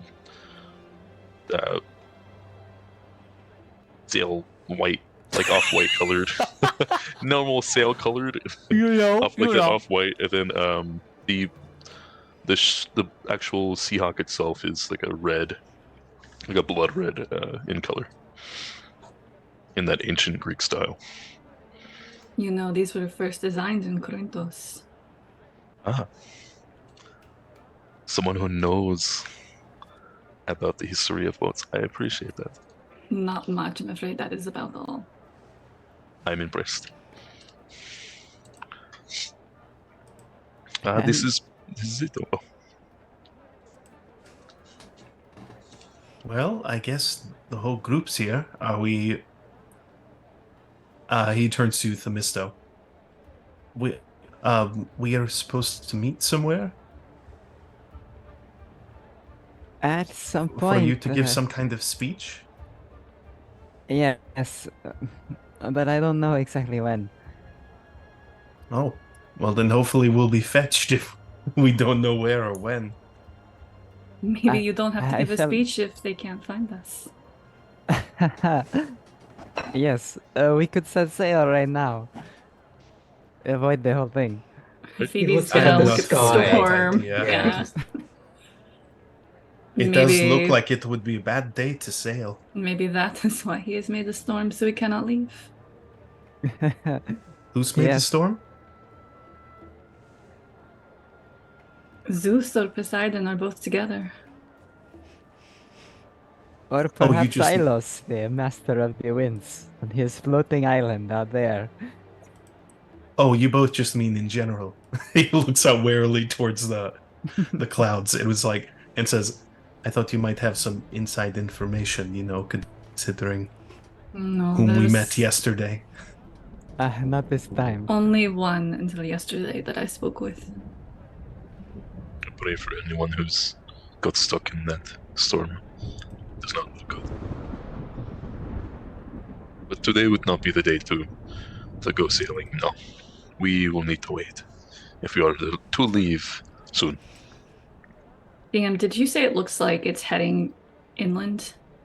It's just spreading across the horizon. Okay. It's doesn't. You can't really tell if that It's not like we spreading need to go is coming like this find way. a tavern Yeah. to take shelter in or anything. Right, not anytime soon, but it's just close enough to where you can definitely hear, and it's starting to get like rather monument-like as it's getting so tall and covering so much of the horizon, but it's not to the point where it's looking like it's gonna overtake the city anytime soon, which is kind I of the think- weird part. Does it? This is not out of character weather for Ilum. Like this is the kind of thing it will experience on a quasi regular basis. Yeah. It's a sea town, effectively. Right. So yeah, it's not maybe particularly the most common, but it's not uncommon, I should guess. Well, it seems obviously if they forget to pick us up, then nothing will much come of this. But seems it will all probably be traveling together, unless everything's going to take place here. At the very least, for today, our fates are all entwined. Well, we could perhaps either go back to the temple where they know we were before, therefore they might look for us there. They did say the king and queen wanted to see us. Should we? Is it improper to go by ourselves? I think that is something you're taken to and not something you invite yourself to. Waiting at the temple seems to be the best idea for now, as that's where the man from yesterday, Ertes, what was his name? It is. It is. was General a god, Eris. you know. Yes. Also, as a reminder, we're not supposed to mention that to anyone, including the king and queen. Mm. So, being able to announce that we are in service of the gods is apparently not something we're supposed to do.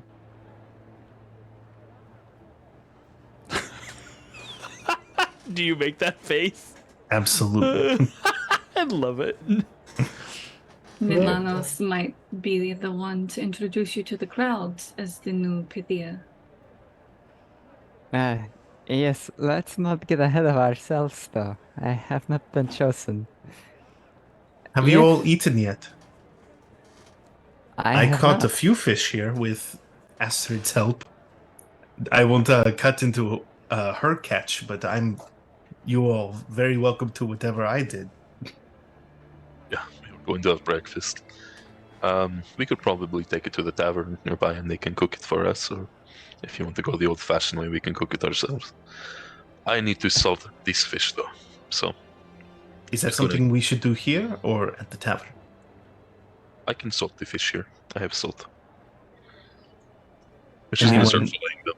And Anyone have a preference? It's probably good to get used to food on the road.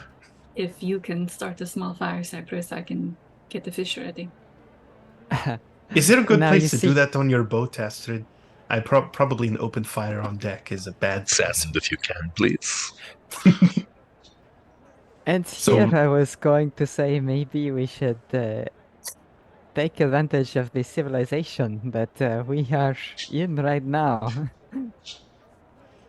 My people are in the tavern, so it would be good to maybe bring them out and get them to know you all. Although I think we're going to have plenty of opportunity for that if we're indeed setting off at some point. You know what? I don't know. I have not caught fish for other people before, and I don't trust my own cooking with that method either. So let's go to the tavern and see what they say, rather than me saying, "Well, here is feast upon this," and it's just bad. Out of character. Is there anyone else with the ship there, or is it just Astrid and Cyprus right now? Just Astrid and Cypress. Yeah. Mhm. Oh, okay. Yeah, because Well- everybody else spends enough time on the ship that they are going to want to stay. Oh yeah, I was just Stay wondering open. if there was going to be some poor like cabin boy left like watching the boat while Oh. everyone else had shore leave. Yep. Um, There would have been Oh, what, hey, like a Tom. dock, like Yeah, there's people on the docks who person kind of to- watch. Yeah, there's watch. guards there. Okay, so you guys hang out there for a little bit while you salt some fish, or are you gonna go back to the tavern right now and salt the fish later? I want to salt the fish now, so they don't go bad. But just like basically just filleting them and then throwing them in the salt bucket and letting them do their thing. Yeah. Shouldn't Not to split the party, but I guess should take two. Cypress will take the fish somewhere to have it more made into an immediate meal for the rest of us. Alrighty. I will say then, as you are heading down the docks to go somewhere, a small procession is coming up the docks. 4 hoplite guards follow behind a woman dressed in rather nice clothing. The linens are definitely imported, and the trim around the bottom has this very brilliant royal blue with these little golden tassels that hang all around the edges. She wears her hair up in a tight ponytail with a large golden ornament that kind of like affixes it to the top of her head. As she approaches all of you, I have been told that I am to find you 5 and bring you to see the king and queen. Oh, If you would be so you weren't kind, forgotten. if you'd be so kind as to follow me. Laertes, as the party gathers together, you recognize this woman as the woman from the night before. And it is there that we are going. Shut up. For clarification, the woman that went to his office. Correct. so she was there to serve papers. Got it. Is this the one that Good thing Cypress Skip it doesn't remember? Correct. So well, this is, no, you remember Helena? her. Yes, you remember. Doesn't her. fully remember Yeah, accurately. you just remember. So remember having- as her god. It's that person that I thought was from Thebes. She's not. But yes, so she is here with some guards to take you to the palace, and we'll come back to that once we come back from break here in about 10 minutes. So, no stranger danger, Teddy, this time. They know who she's gonna show me in her van. Well, considering that she is taller than 5'6", probably she has the right size for that. But Well, there are no it's- unmarked vans in ancient Greece, so a van would stand out. Mark the boats. unmarked boats, people run. Nice. All right. We will be carriage. We will be right back. Give us a couple minutes. Got tinted sails.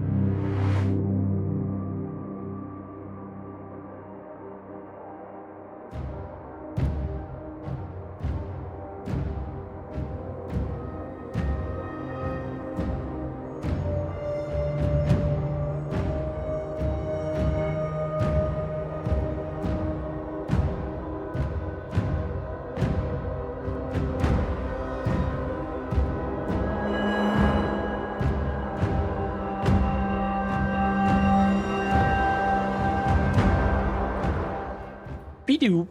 Be doop, be doop, be doop. All right. Cracks knuckles. All right, here we go. Here we go. Y'all ready for this? Do do do do do do do. Okay, calm down over there, Jock Jams. Wow, that's a throwback. Okay, so as you guys are on the dock here in Ilum, and you are following behind, or are about to follow behind this handmaiden and the guards. Is there anything else that you are wanting to do or say, Laertes, as you make this recognition? Well, I guess Astrid, you would have recognized her too, because you were there in the room. So it would have been Laertes, Astrid, and Cypress. You would have at least recognized as this person as having seen her the night before. I'm currently weighing whether or not it's appropriate right now to address that, if that's going to put her in an awkward spot. So Okay. he's just going to nod Thank you, and Hydrate. kind of just acquiesce as he's told. Okay. Speaking of acquiescing, Hydrate. Cypress is a little confused, but he also just his brain is a little scrambled from seeing her anyway. Mhm. So he's probably just kind of a little awkward. Just standing there carrying a basket of fish. Yeah, I know. We were talking about that on the break, that here you are about to go see royalty, and both Astrid and Cypress smell heavily of the sea and fish. So, you But know. I look great. That you do.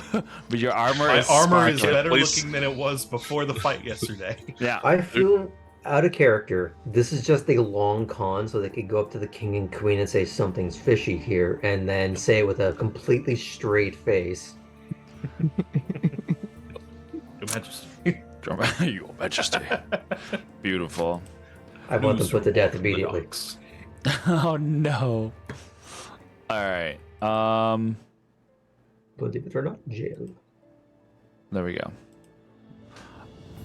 You guys are led through the streets of Ilum, heading northward up to the high hilltop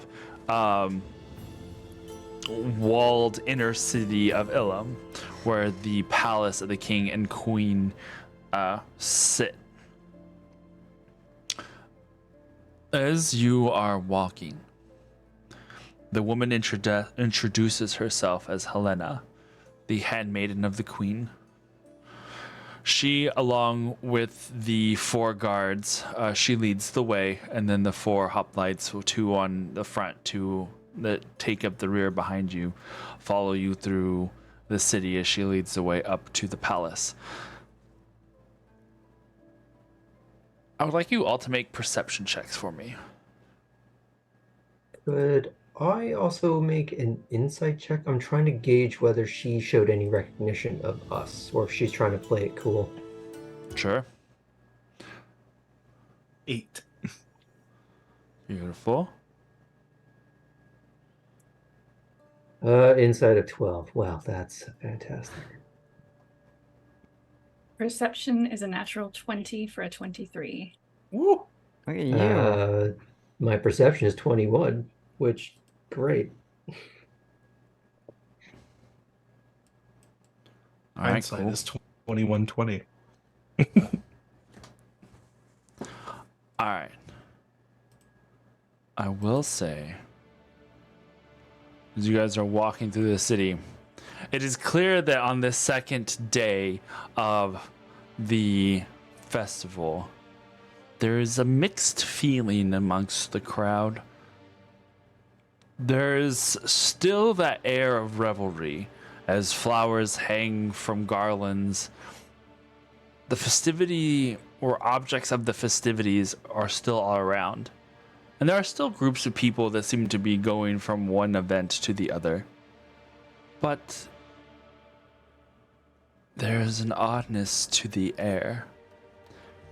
Maybe it's the storm that lingers on the horizon that adds to that electric feeling of tension.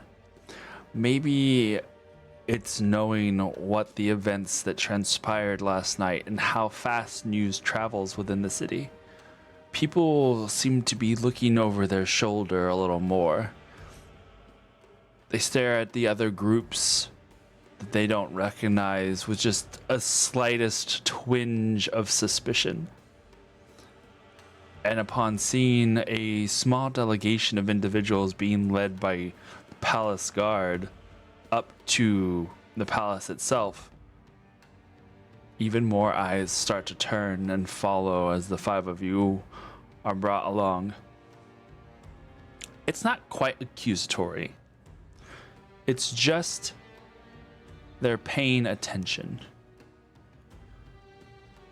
looking over and up and down, trying to determine who these individuals that are being marched along the streets of Ilum are, what relation they could have to the events, the curious events, the terrifying events from the night before.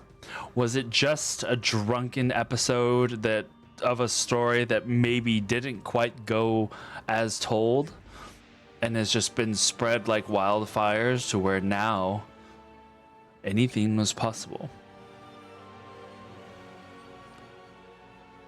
No one tries to come towards you.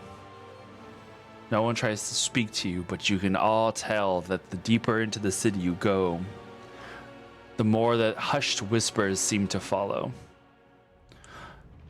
Not only do they follow, but so do some of the people. At a safe distance, they trail behind, so that by the time you reach the palace itself at the top of the hill, here in the center of Ilum, you have a small entourage that has followed along. But no words are spoken to the entourage. The guards offer no explanation, and neither does Helena. As you approach the boundaries of the palace itself, you see the gates begin to open as this large portcullis is slowly raised up. And you guys are led inside to the palace itself. There's a little bit of the shaking of nerves as you enter into this palatial estate. Birds hum and sing from the trees. Now so high up into the city, there is a brief moment as you're climbing up these stairs to the palace itself, where you can see the entirety of Ilum kind of just fall away below and into the sea. And beyond, to the far south, that tall, imposing storm line that seems to now have spread across the majority of the distant horizon. If anyone notices, they see Phoebe go to reach to like fidget with a bracelet and then realize it's not there anymore.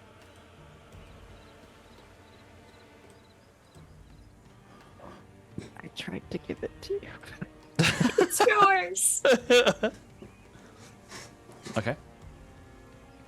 You walk up into the staircase and inside the palace itself. Here, you are brought to the, oh my gosh, there is a term for this. Wherever you would meet the king and queen. I can't remember what the term for that room is, but the meeting room. I don't know. The royal chambers. That sounds like a restroom, though. The throne room? The throne room. Thank you. The throne room. Jeez. Listen, That's just English. the bathroom, but Yeah, the English The is. restroom. Yeah, the English is not my first language. I'm just gonna stick with that one. That's what it is. They rest there. Yeah, It's the restroom. Yeah, the restroom. You're right, exactly. That's where you go to rest. That's clearly the bedroom. Hope for that meeting the king and queen in the restroom. Maybe in the restroom in 10 Room minutes. for resting. I have a royal decree to make. Oh, Oh no. All right. So now that you are here, Who is love when I can break her? it is the best. Royal Up on the tall dais, two large thrones sit. An older man and his queen sit there looking down at you five as you enter. Helena goes over to the queen's side. definitely going to kneel when we get stopped, like when we come to a stopping point. Okay. And General Iadis goes and is standing over by the queen's side. Or the king's side, sorry. The king leans forward and looks at you five. So, you're supposed to be the ones we heard about this past evening, correct? Cypress looks back and forth at the other members of the group. Styrian is Nice. going to nod at Cypress that, like, you should go forward.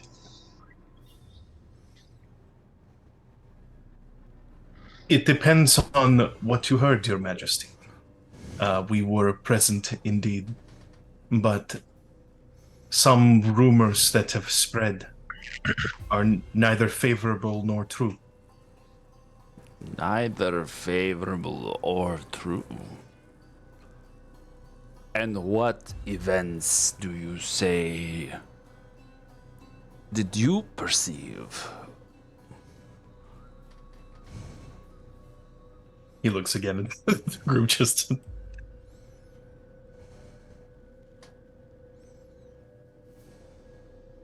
There was an attack at the offering to Apollo yesterday.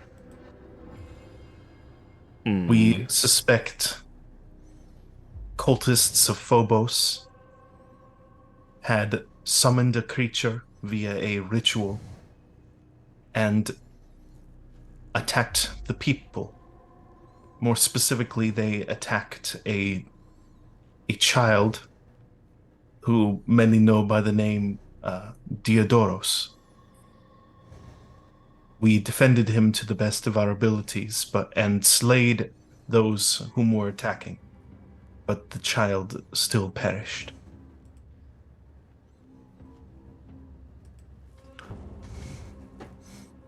But you say that you were at his aid and defense? Yes, Your Majesty.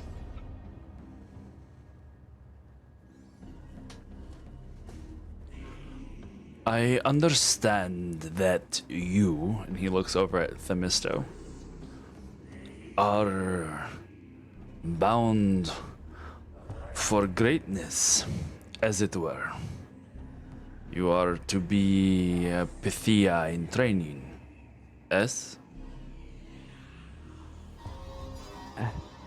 I don't know that I am bound for greatness, but it is perhaps in my future, if the gods should will it. But yes, I am training to be Pythia.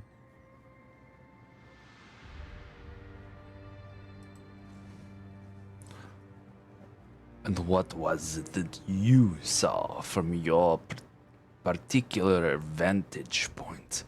I understand from High Priest Melanthos that you were there present at the front.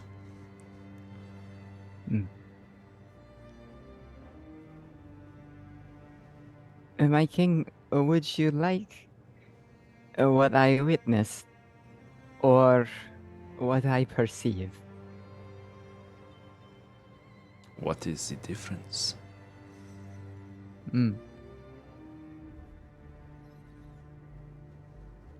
For Pythia, what you witness is the surface. What you perceive is what should be known, the meaning underneath.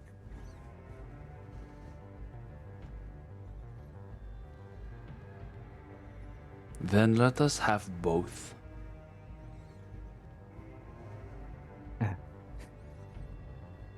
What I saw was Phoebe, Melantosa, and I gave an offering to Apollo. As this offering was being made, we were interrupted. A man proclaimed that the gods would fear.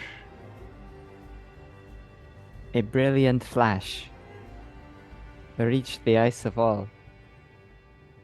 The man struck down his companion, and a beast arose from inside her. The beast approached, attempted to attack us, and the boy Diodoros.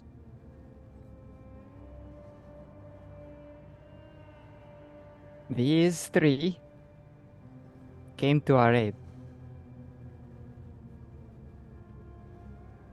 All of us did what we could to prevent tragedy, but unfortunately, Diodoros was killed.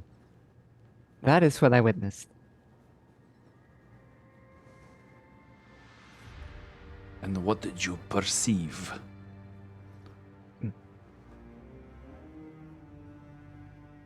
What I perceive is that there are those out there who envy the gods.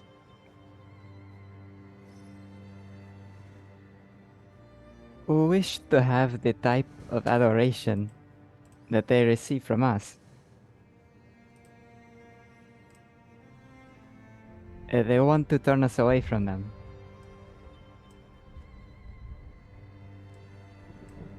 The flash of light in the night, it was the light of Apollo. It touched the event and empowered those who would stand against these forces to act. What I perceive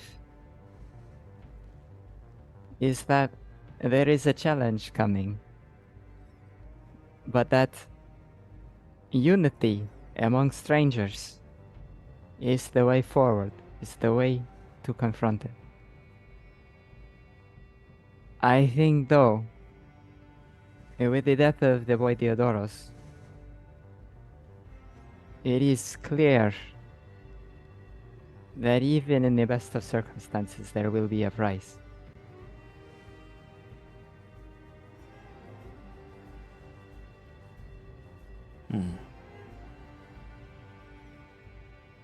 I think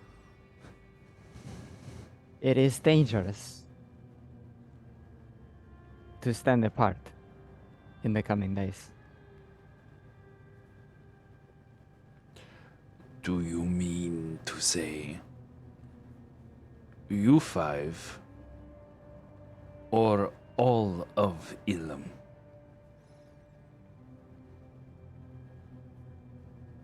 Very rarely is the message so direct as to be about us. I think we were only the vessels.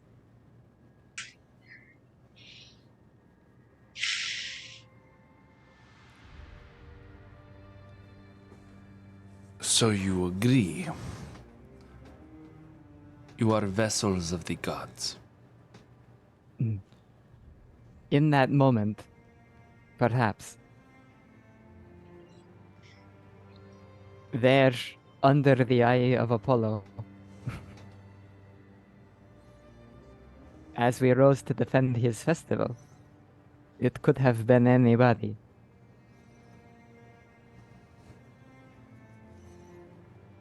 He looks over at the queen. She has just been studying all of you. has not said a word, nor has really anybody else.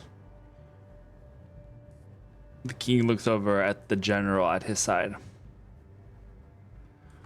And you have spoken to them. What say you of these 5? And the general there.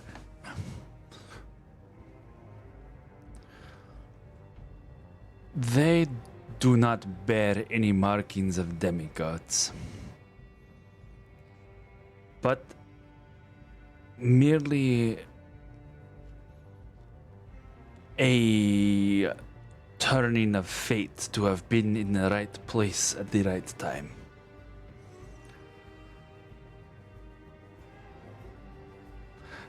The king just kind of like nods as if he had said something very wise, but you're just kind of like, okay.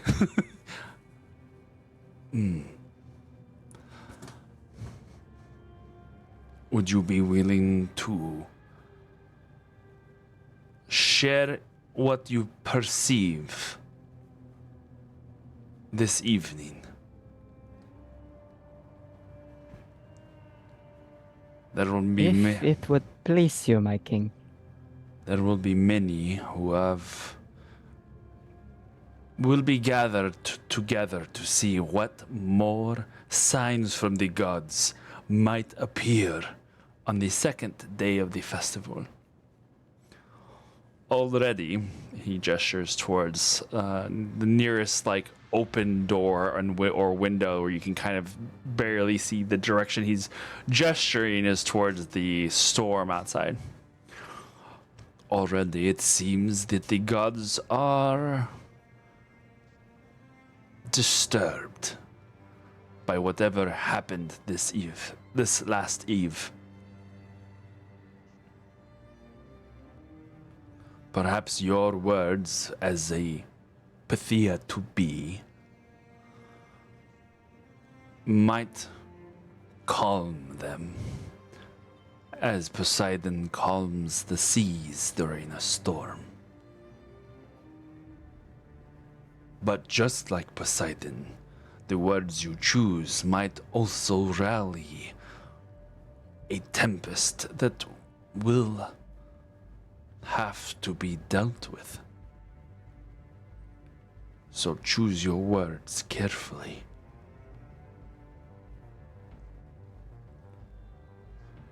Manage the crowd this evening and you will have my vote, whatever it might mean for your order, as a seal of approval from the King of Elam.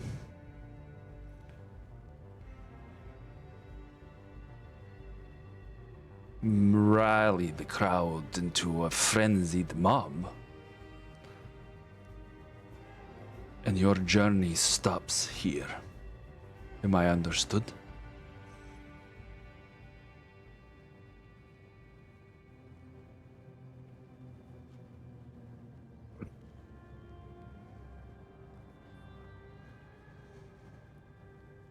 As a Pythia, it is my duty to serve the people of the Aegean.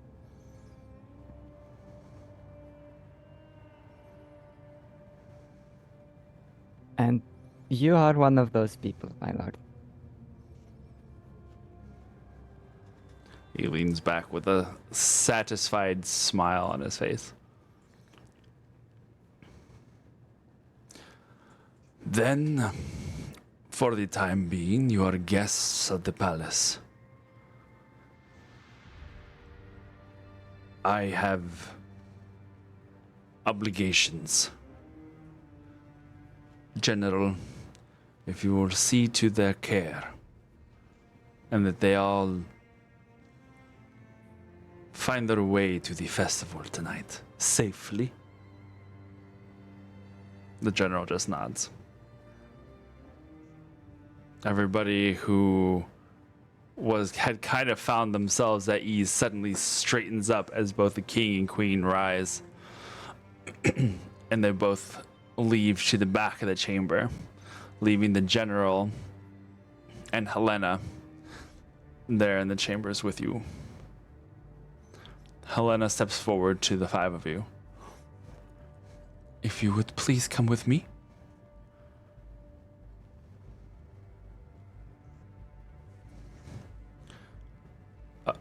All right. She leads you over to the side. There is a small hallway over off to the side of the throne room that she leads you down. The palace servants part this large and heavy curtained door. And you follow down this hallway, eventually reaching a set of stairs that leads you down. You hear the footsteps behind you of the general and Helena leading the front. You are led to what would equate to be a second floor down below the main floor. All the while, the silence of the tension kind of building amongst the five of you. You reach what looks like a small, well, maybe not so small, library. A large room filled with scrolls set into the walls. You see a couple of desks there in the center with a large candelabra above that gives plenty of illumination for the entirety of the room. It has a coolness to the air, much like almost an underground cave, but without the humidity. It just feels cool. As you five enter, following Helena, the general closes the door and locks it behind you. He takes off his helmet and places it in like the crook of his arm. You all may relax. You are in no danger now. Quite a task ahead of you, Pythia to be.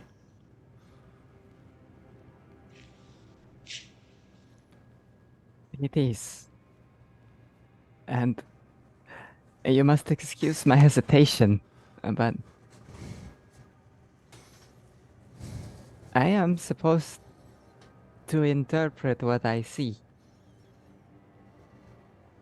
Not for a particular aim, but to share the truth, and for those around to make of it what they will. I tried to communicate that to the king without having my head removed. Oh, he would not remove your head. It would be me. But you don't have to worry about that. I highly doubt that the words that you would say would rally a negative response. Not by the words of your perception that you have given so far. Themisto, if it is of any comfort, if a riot were to break out, I would do my best. I'm trained in similar situations to non-violently suppress such moments, keep everyone safe. So say what you would say.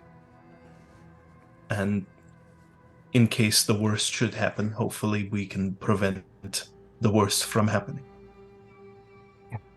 That is a comfort. Thank you, Cypress. You spoke well in there, Themisto. I hope so. I think not only of myself, but the impact I have on the reputation of the Pythia. It would not be a good thing to lose the King of Ilum as a potential patron. General, do you, just from the words that the king was using, is he trying to keep anyone safe from certain aspects of what happened?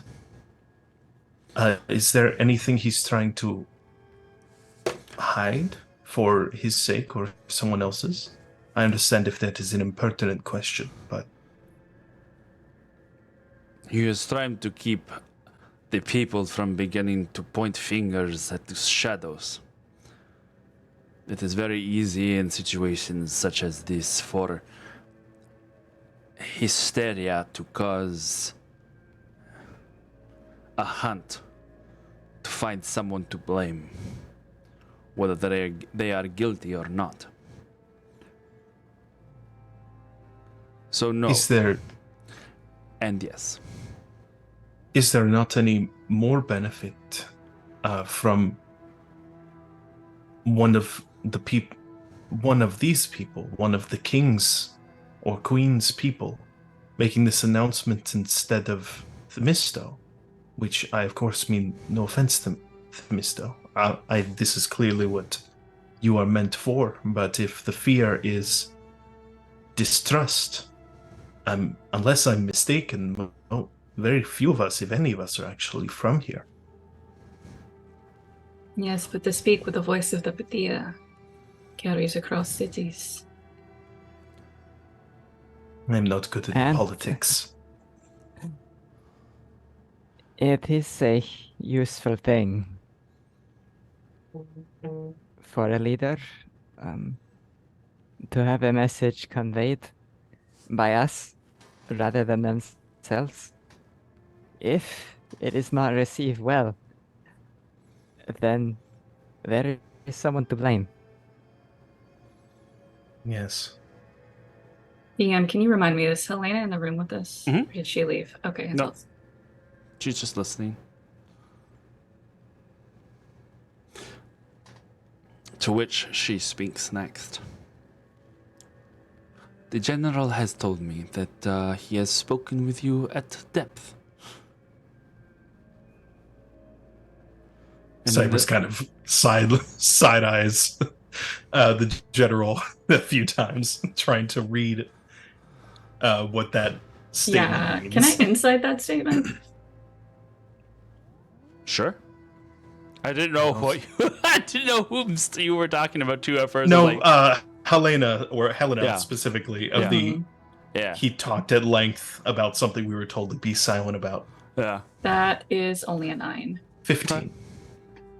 She, Phoebe, is rather, or it doesn't seem like she's hiding anything. She's just stating as is the truth. Laertes, I just realized that everybody is all in different spots. Jibbity jank. Yeah, how did You nobody need the say this? mister, right? There we go. Cypress, where you see someone who seems to be telling the truth, there is a little bit of mischief in her eyes. Or amusement. Maybe amusement is the better word. It would seem that you 5 are blessed in different ways. You, she looks at Astrid, with starlight. You, as we have discussed, in looking over at Laertes, your research, very deep. Profound ways of the moving of the world and beyond. Interestingly enough, the tie between you two, Themisto and Phoebe, to a very familiar person to us. And surely the child of sunlight would not have kept his eyes so keenly on two individuals so very different, and yet so very similar. And you, she walks over to Cypress and places hands on like your chest, like this or whatever. You know what I mean, like that. Yeah. Captain American. Yeah, just kind of puts your hand on your chest, grabs your breastplate. Are you wearing your breastplate? I'm assuming. Yes, he's in full armor. Yeah, grabs your breastplate a little bit and just kind of like gently, teasingly tugs you a little bit. And you, on a journey of heroism. Oh, I'm sorry, I forgot.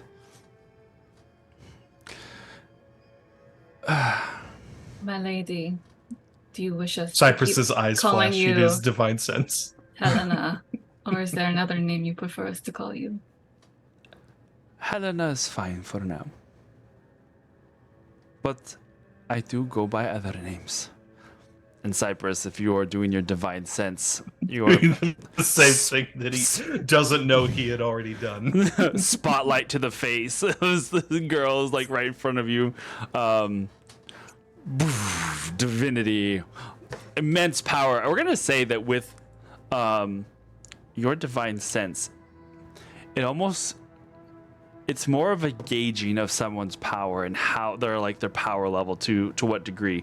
And that brilliant white golden light that now like it's over 9,000. Shut up! I can hear you guys in your brains, all of you. It's over 9,000. Master, what does the scouter say? Oh my god! It's over 9,000! Beautiful.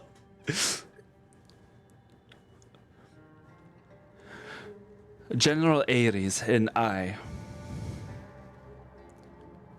are working on a project. Something that will keep civilization safe far beyond the limits of our time. It is still in its infancy, and there are aspects of it that are not ready to be brought to light yet. But he sees within all of you the potential for great things. And we fear that now, with Phobos making a move, there is something at work that we do not see. What is... You said the nature of your project, but what is it exactly?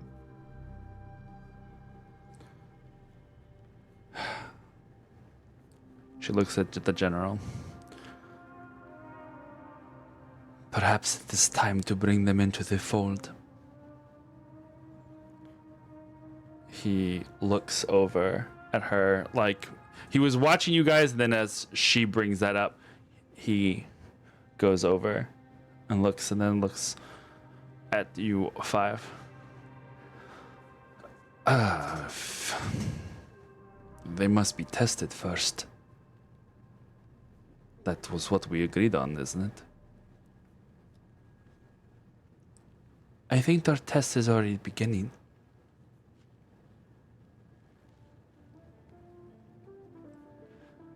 The nature of our task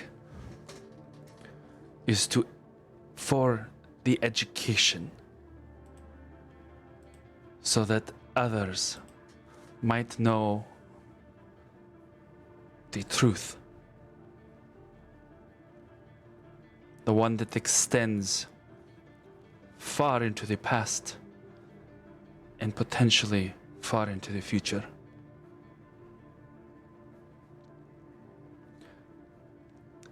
Ares has already spoken as to the extreme nature of secrecy that we require. Yes?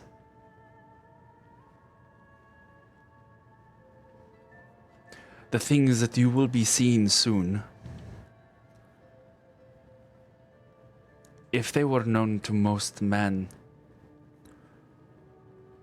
would cause chaos unlike anything that has been seen in 1,000 years.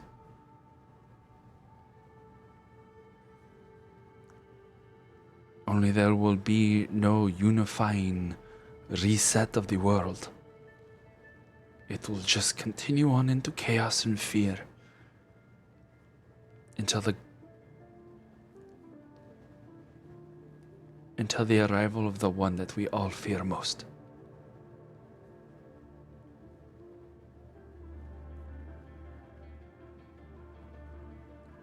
How much do you know of the fall of the Old Kingdom? Not enough.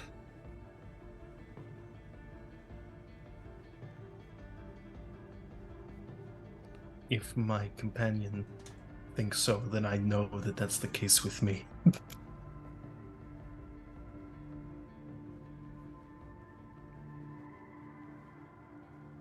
Only stories. That it was a great place. And that was brought low by a catastrophe. But the exact cause is unknown. It is not unknown. And yes, it was a great place. We both miss it very dearly.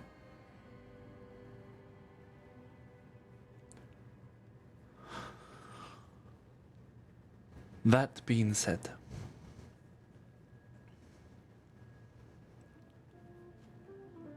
know that this is just the beginning.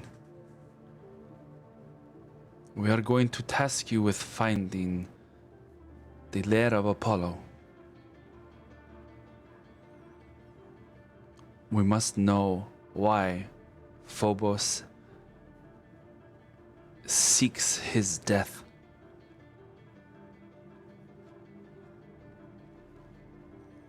What it is that he is searching for by trying to provoke the gods into action. Many of them have decided to lock themselves away in slumber.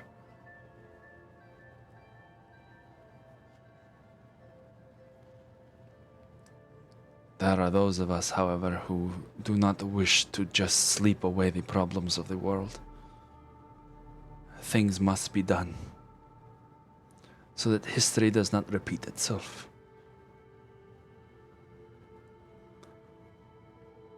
But the learning of these secrets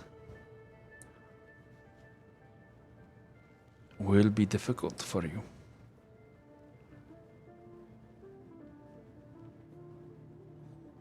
Do you wish to enter the fold?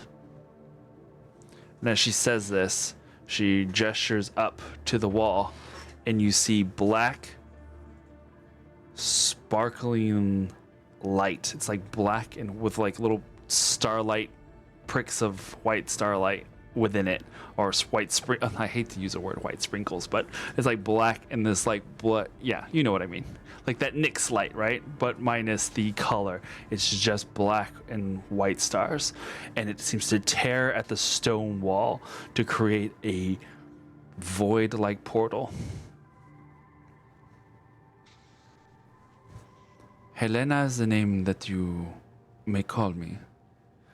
Others call me Hecate, a goddess of magic, doorways, and secrets. This doorway leads you to the fold. And once you step through, there are things that you will learn and never be able to unsee. If you stay, all of this will be forgotten. You can go about your lives with the knowledge that you possessed before you entered into this room. And that will be the extent of it. But you must decide now. She looks at Cypress. I cannot, I'm sorry. She reaches up and touches the side of your head and pulls out a strand. This ribbon-like strand of energy comes from Cypress's mind and just floats there. And he doesn't seem to even realize that what's happening. He's just kind of looking at her and not seeing this.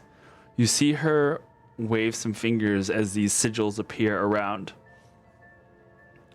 And like there's like she's taking out sigils from the strand and replacing some. And the strand goes back into your brain, Cypress. And the memory that you had lost from the night before is returned to you. Whenever you had seen this woman before, approached her, and she had seen the reason for you being here. The memory is returned. Had I known last night that we would be meeting again, I may not have tampered with that, but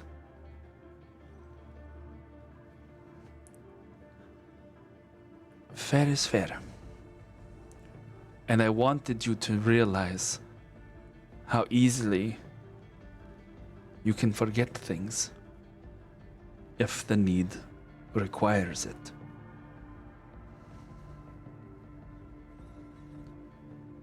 He bows his head. I'm not sure what you mean by that, my god, but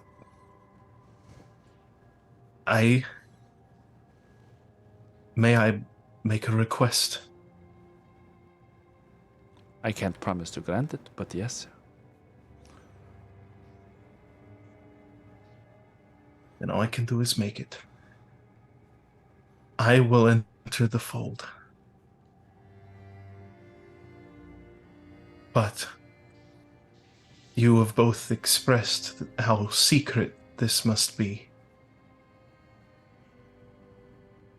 How can I request otherwise? I, as you have seen, I need my name to spread. I need the wind to sing my praises, the earth to tremble at my footsteps, the water to swell at my command, and the flame blaze at the mentioning of my name. Until then,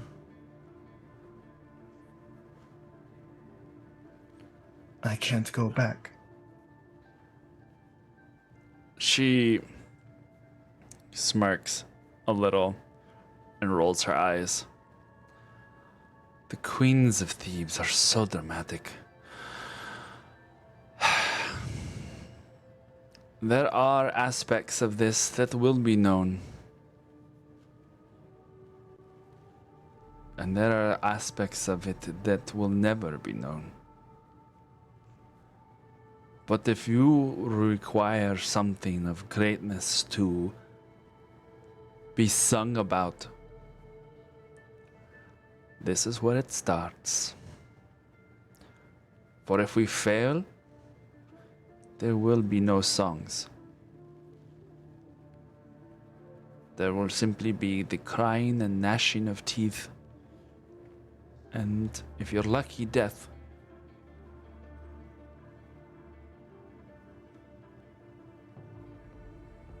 Please Maybe. try and keep him safe.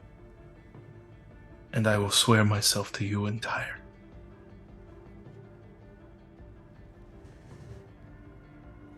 You don't need to swear yourself to me. Where you are going, I am the least of your worries. Phoebe will step forward. We are to go in search of the lair of Apollo. If Phobos has such a target on his back, I will answer the challenge he gave me all those years ago.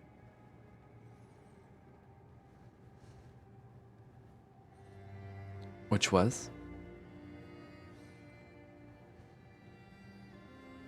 I could be a champion for him. I believe you already have been.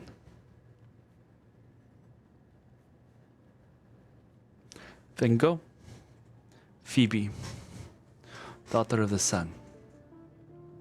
As she steps forward, she doesn't realize it, but I think you all see almost like a glow of sunlight coming off of her. Cypress will follow close behind. I believe Phoebe and I are entwined. Where she goes, I go too. The seer. Enter. Boom.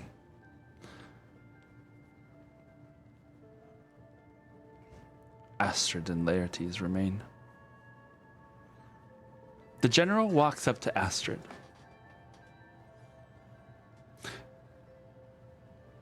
There is something that I have not seen in a long time, and it is a child of starlight. Once, many years ago, there were many people like you, and they guided us from realms beyond your imagining to this one. They were our navigators. They brought us here.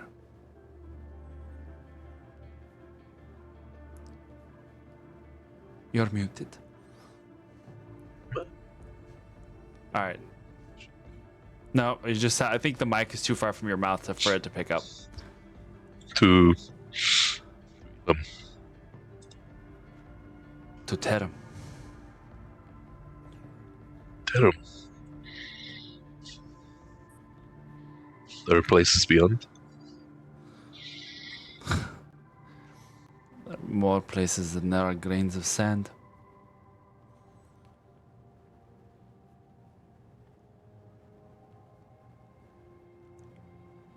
It would be an honor of mine to work with a child of starlight once again.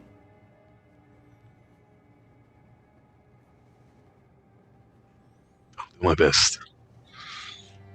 Destiny is pushing me in the right direction. He looks at the doorway. No one's pushing you now. You have to make this choice for yourself. Laertes, yeet! I cast Yeet at max level. Go, go, go, go. She'll bow and look forward and walk through, looking back to Laertes before she enters. He's actually been transfixed by the event horizon that Helena has, I don't know, conjured out of nowhere, and he's just trying to work out a lot of math in his head. Just innately fascinated by this and how it works, and trying to fill in other bits and pieces of other equations he's been working on for months, if not years.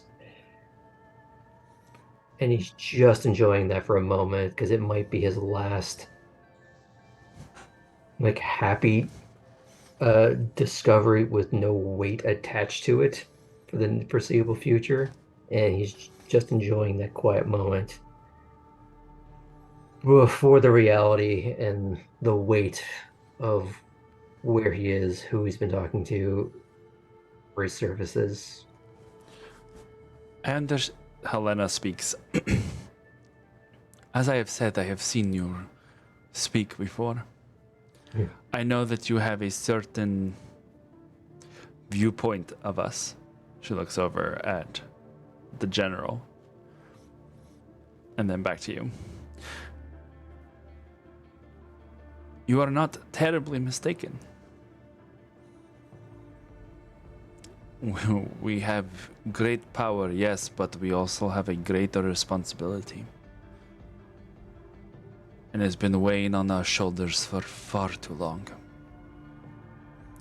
It is time we spread out the weight a little bit. It is time to start trusting our children. Not in the literal sense, but I think you know what I mean. This, she looks over at the portal. This will be child's play to you. One day. Not this day, but one day. And you will have to continue to teach children this child's play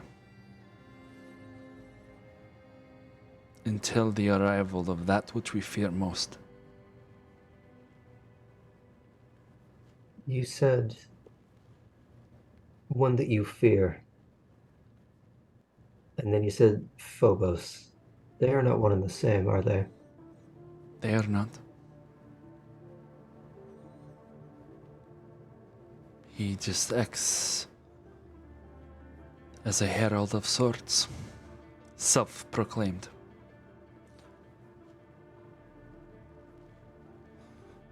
Make a perception check for me. Perception, or am I doing another insight that I'll fail? That's why I Hey, changed. you can't not 3 times in a row. No 3 7s. I got a 12 on the third one, so we're going up. Sorry, perception you said. Mhm. That's another 12. No You know way! what? 2 7s, 2 12s.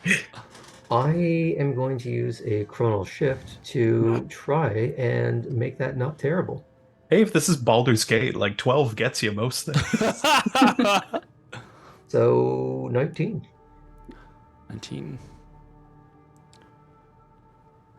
You catch a lot of things.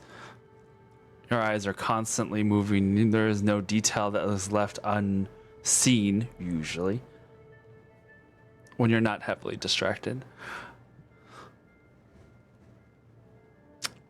Listening to Helena speak now of Phobos and just you bringing him up, you've seen the general tense. You've seen him stand straighter. You've seen him avert his eyes and look away. All while staying focused on her as she speaks, but on the corner of your eye, you can see these reactions are not super well hidden by him. Do I know the how common knowledge is the relationships of the gods? Like, who's quote unquote each other's son, brother, Yeah, pretty common goat knowledge. twice removed. Pretty common knowledge. So would I know what Phobos is to him? Make a religion check for me. Oh, good. Use that brain. Well, that's an 11. You know that there is a relation between the two, but you can't quite remember it at the time. Mhm. This Not is an area of not. study, This is so. yeah. This is not a yeah. Exactly. Well, that too, but it's not necessarily something that is spoken of a lot. Mhm. But you know that there is a connection between the two, and you can tell that just by It's deeply personal, regardless of what the actual nature is. Yeah. correct. My entire life, such as it is, has been not just about overcoming my own ignorance, but about mitigating the collective ignorance of anyone I can come into contact with. What little time I have left is still dedicated to that ideal. He reaches to his side to the satchel he's been carrying since the night before, because he was hoping to run into her again. But as he takes up this little stack of pages, he kind of laughs at how quaint it is now, because he was thinking about the journals about his work that she had brought him for him to sign. I know it's foolish now, but I thought the person I met last night, anyways, might enjoy reading the real thing rather than articles written about it. I feel very silly now, but She takes them from your hands. mhm.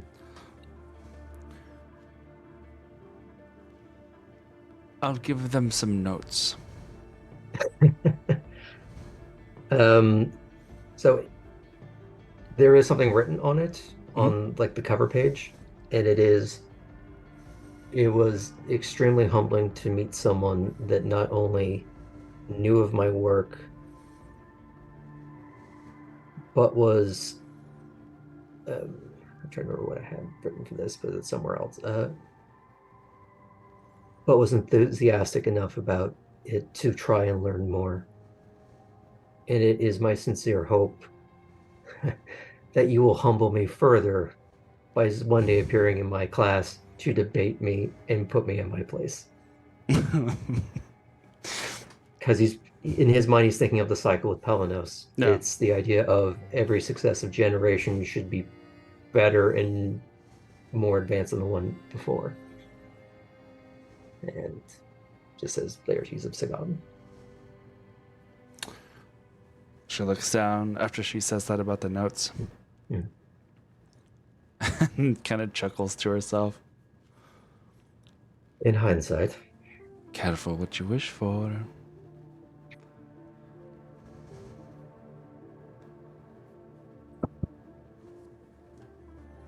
are you joining us on the other side, or Of course. Someone's got to show you the way. is this going to look over and nod in acknowledging the general, not trying to give voice to whatever he's brooding on, but just acknowledging that it exists, and turns towards the portal and straightens the satchel, his clothing, and just glides through. As you step through the portal, And die. everyone is dead. No. What Oh, you want I'm to do Great is campaign, walk- everybody. Great campaign. Walk straight at the wall between platforms 9 and 10. I'm just picturing actually closer to when Daniel walks through the Stargate for the first time in the movie, Good reference. as everyone's gone through before him and he's the last one, and then it's just this star field blowing around him. You guys stand on a rocky shore.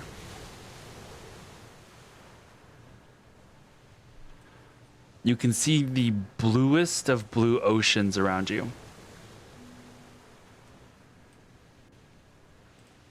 There before you, a small little peninsula of stone runs up from a giant, tall cliffside at your back.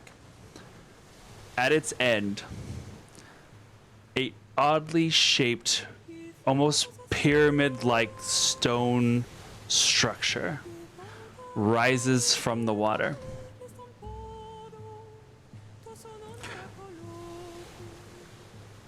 It looks natural, as if years and years of erosion have eroded away what maybe had once been an arch connecting to the main cliff, but that cliff's long gone, or that arch long gone. This oddly perfectly triangular shape remains at the end of this stony beach. The wind kicking up around you. You turn back as Helena steps through the portal she had created.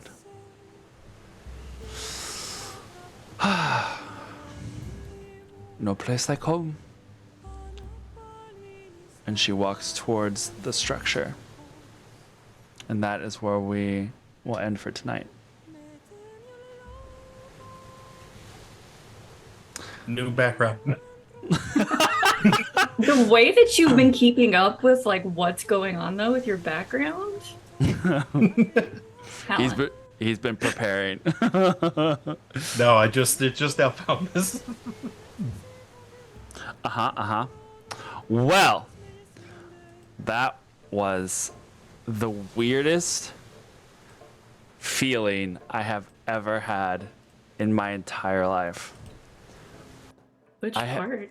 I have never said welcome to the fold out loud in probably 15 years before I first penned those words forever ago.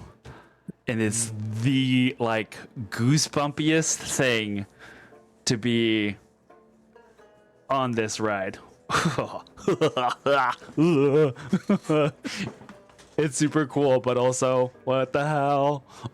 Okay, well, I don't know if actually I'm curious because I feel like I have it somewhere, but I don't remember where.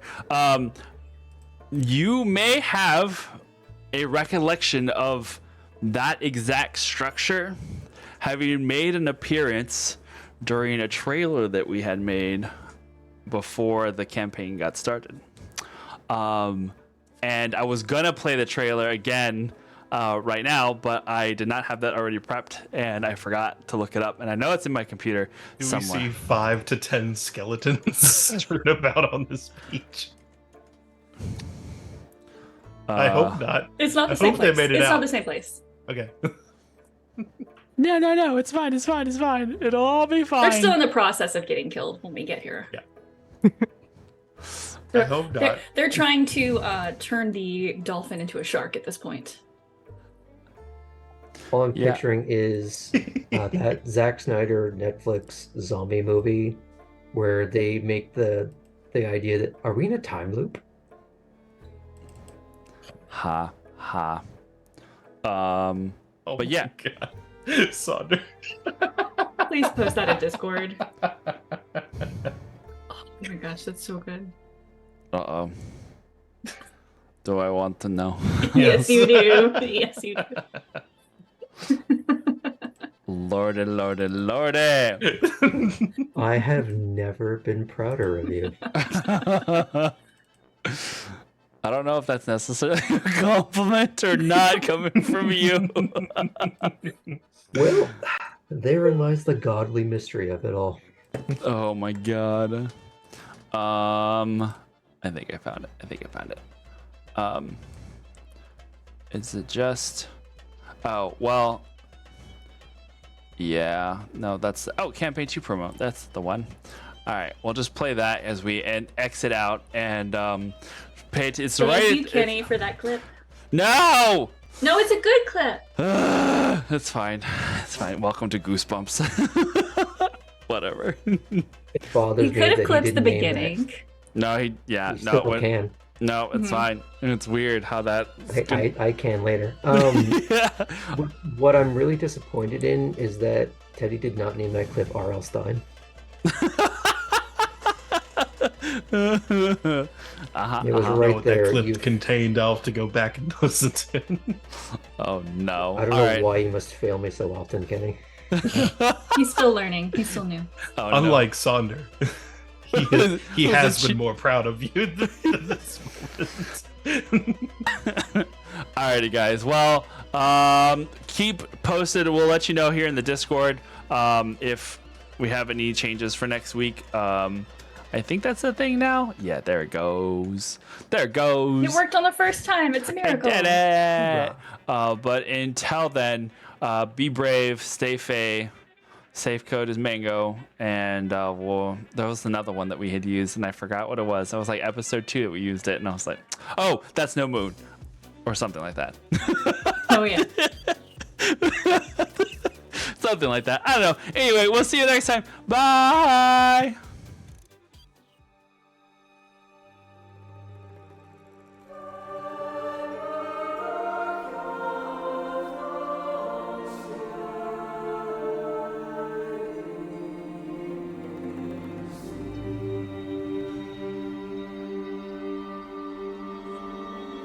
What if I told you that all the things you thought were myths and stories from across the world, stories of gods and their champions, of mighty acts of magic and light, of monsters and creatures beyond imagination? What if you found out that they were all real?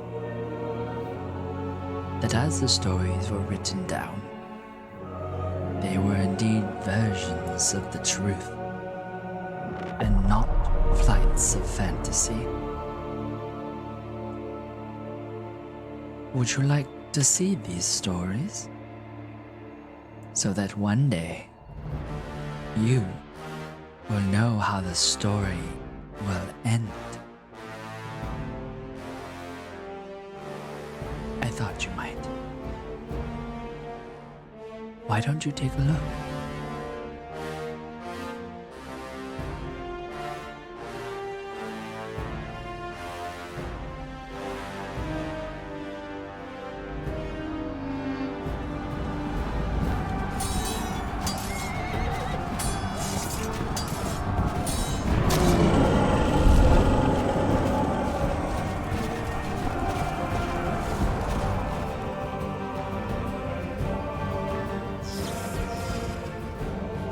Do you know what you've done?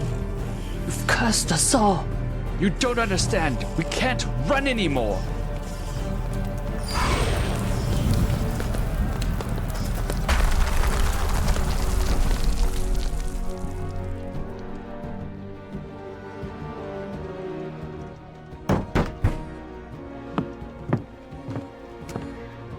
Who goes there?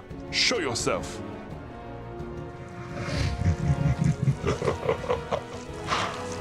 No one at all. Just little old me.